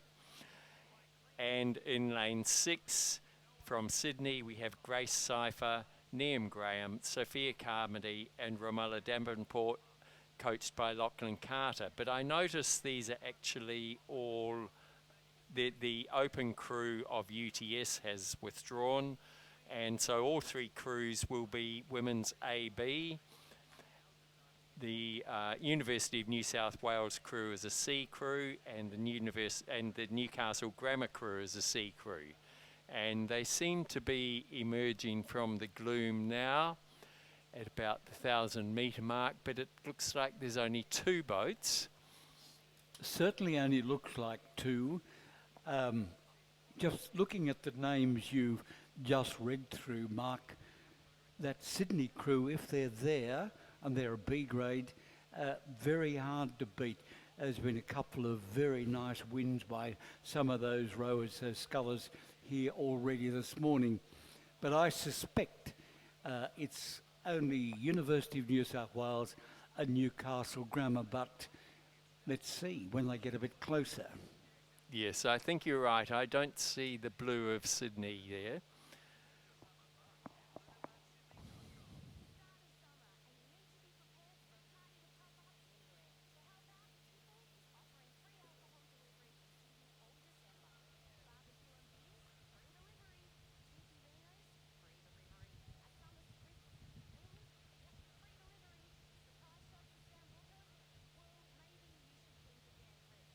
You're just looking at the screen. It is University of New South Wales in front at this stage, Newcastle Grammar in second place. There's only less than a second difference between these 2 crews. That's at the 1,500 metre mark. So definitely Sydney not competing. In lane 4, it's University of New South Wales, less than a second in front of Newcastle Grammar at this time. They certainly look very close from here, John. The crew on the far side, the University of New South Wales crew, looks to be edging ahead, but are they? Well, they had a 0.71 of a second lead at the 1500 metre mark. I suspect Newcastle Grammar might have made up that at the moment. And as I look down, University of New South Wales crew has lifted their rating a bit. Newcastle is starting to come with them. That's Newcastle Grammar School. And I suspect there might be a bow ball advantage by Newcastle Grammar School. Rosie Charge, Elizabeth Carter, Isabella Oakley and Alice Carraro.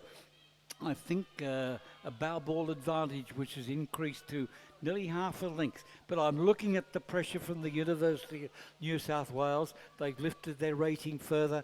They've got a nice rhythm in the crew. But Newcastle Grammar School is away again. They've lifted it even further.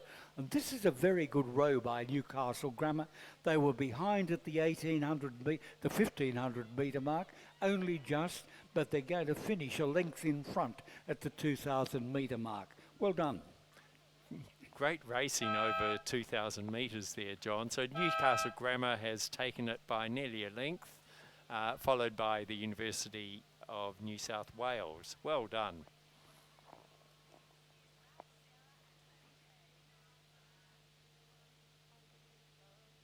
Looking at race number 40 now, and this is the first division, division number 1 of the women's under-17 single scull. In lane 1 from Nepean, Amy Wagner. In lane 2 from Sydney, Charlotte Risby. Lane 3, Mossman, Grace Burke. Lane 4 from Queenwood, Beth McClellan. In lane 5, Newcastle Grammar's Amy Iorda Barnett. In lane 6 from Penrith, Claire Robinson. Lane 7, Queenwood, Bronte Blackmore Cram. Lane 8 from Capital Lakes, Claudia Downs. And lane 9 from Hunter Valley Grammar, Erin Cockburn. So, John, I've just had word that this race may not be coming down. I believe the smoke has become too well, the impact of the smoke and the air quality, they've put a hold on this race. So we're waiting for official word on what will be happening next. Now that is a disaster. It means that Santa Claus and the reindeer are going to be deferred from their arrival. They're scheduled to come late morning rowing program, but we'll see what happens.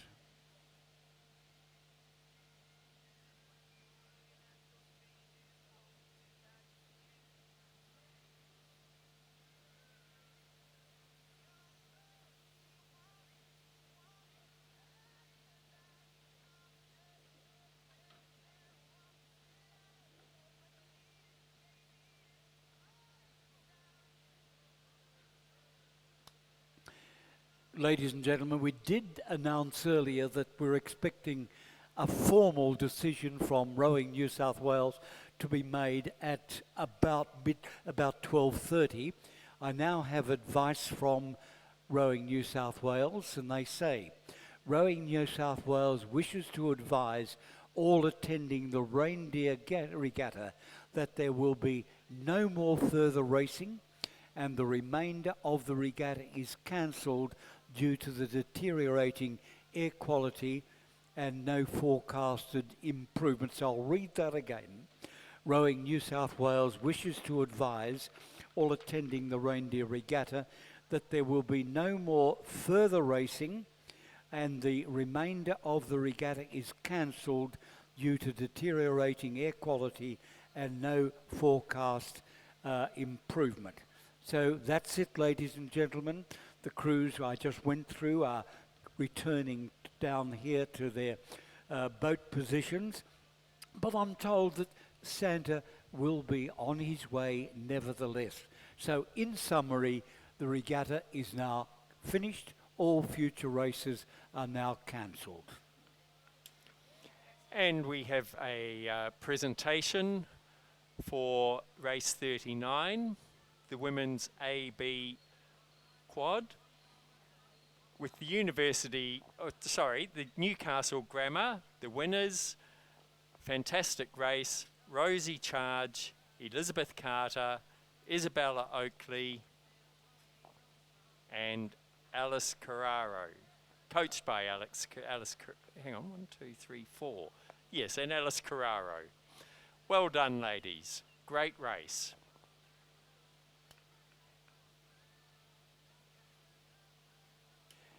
Now some news, ladies and gentlemen. I was talking to President of Sydney Rowing Club a little earlier in the program, and it may not be generally known that in the forthcoming year, Sydney Rowing Club will be celebrating their sesquicentenary, 150 years of rowing, and as far as we know, it makes it certainly the oldest club in New South Wales and perhaps the second or third oldest in the country.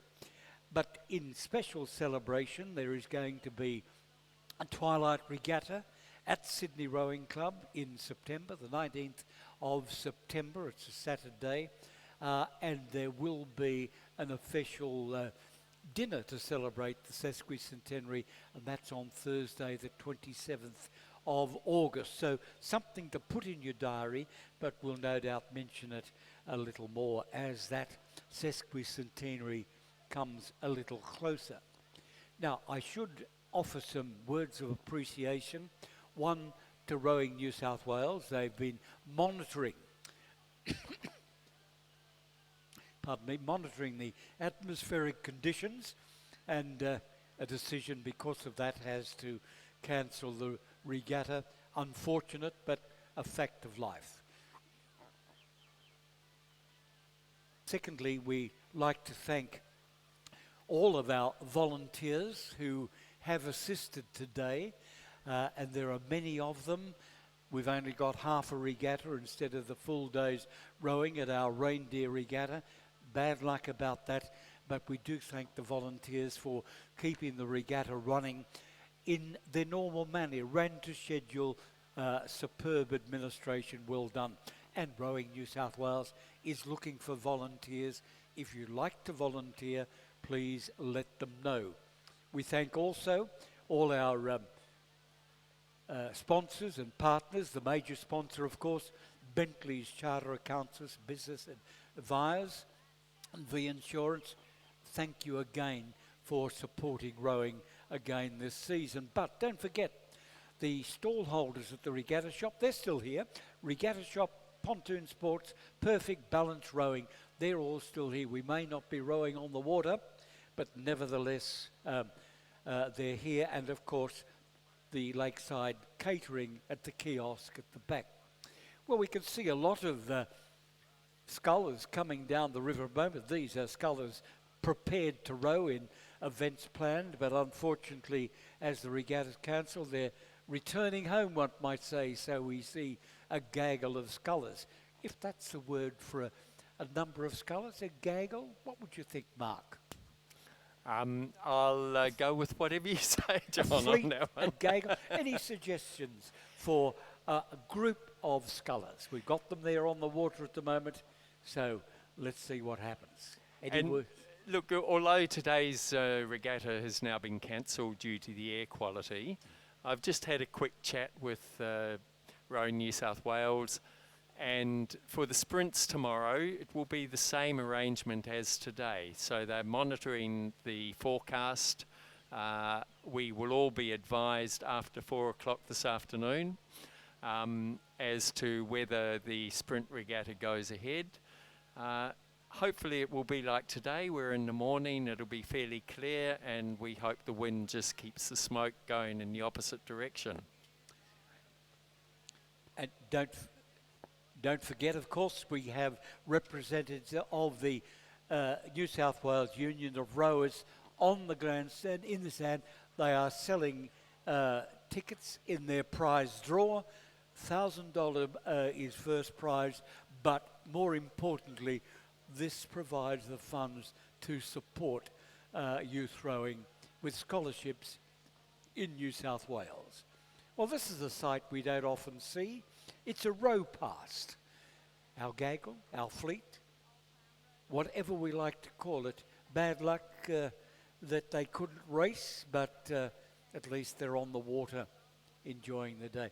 Have to congratulate Rowing New South Wales for continually monitoring the situation and keeping us up to date with what has happened. And as Mark mentioned, we look forward to the sprint regatta tomorrow, and we'll have to just wait and see what conditions bring us then. So with the sprint regatta tomorrow, as happened today, a new draw will be issued later this afternoon. We encourage everybody to register for the SMS updates. I don't have the number to hand just at the moment, but all clubs received an email to explain the details of how to register. I've been getting the updates on my phone. It's very handy. The competition tomorrow will start half an hour earlier.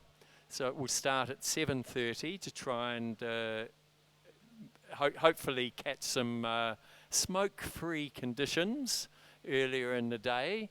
But basically keep either monitoring the Rowing New South Wales website for the regatta or register for the updates.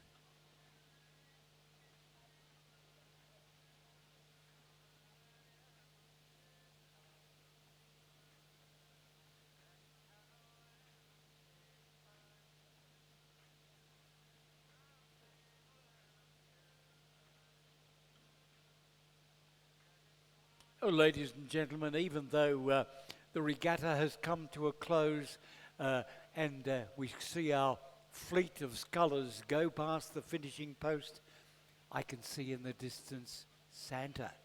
Santa was scheduled a bit later in the day, but with the regatta program suspended, of course we can see Santa on his way down now. Well, I think I can. I'm waiting to sight him. I'm advised he will not let us down. Let's wait and see.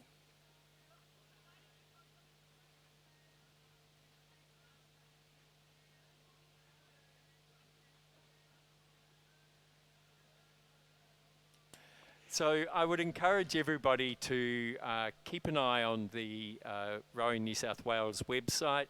So the information about the sprint regatta, there is a link to the air quality information, and within that link you will be able to register to receive SMS updates. And there will be a new draw issued. That will be later in the day, and racing will start half an hour earlier at 7:30 tomorrow morning. Just for the interest of spectators, the sprint regatta is exactly what the title says. All races for every event on the program will be rowed over 500 metres. So we're going to have some exciting sprint races. And I enjoy a bit of variety in our rowing. We get too used to seeing 2,000 metre swimming pool races. Bit of variety certainly doesn't go astray. So the sprint regatta tomorrow is something well worth looking forward to, and we hope our atmospheric conditions are certainly better than they were today. Oh, I love the sprints, John, because you think it's only 500 metres, so it's not going to be too much hard work, but because of that, you basically get out there and give it everything you've got, and it's probably more exhausting than any other race. Mark, are you sprinting tomorrow? I am. What yes. time is your race? I can't remember, but I'm doing... It's going to be half an hour earlier than whatever it was anyway. I'm doing a Masters double with Kim Mackney, so that's going to be very interesting. It'll push you. Yes, and then I'm doing a single as well. Right. Yeah. Well done. Mark, you're associated with Glebe Rowing Club. Glebe appear to be getting themselves out of the hole that developed in the club a few years ago. How many members do you have now? We closed off at the end of the last financial year with over 200 members, which is fantastic for us. And to me, the most exciting part is that we have a lot of juniors. And the very interesting part of that is we are drawing them from Sydney Secondary College, in whose grounds we sit, or in whose grounds the club is located. And we quite like that because Glebe has always been a very egalitarian club.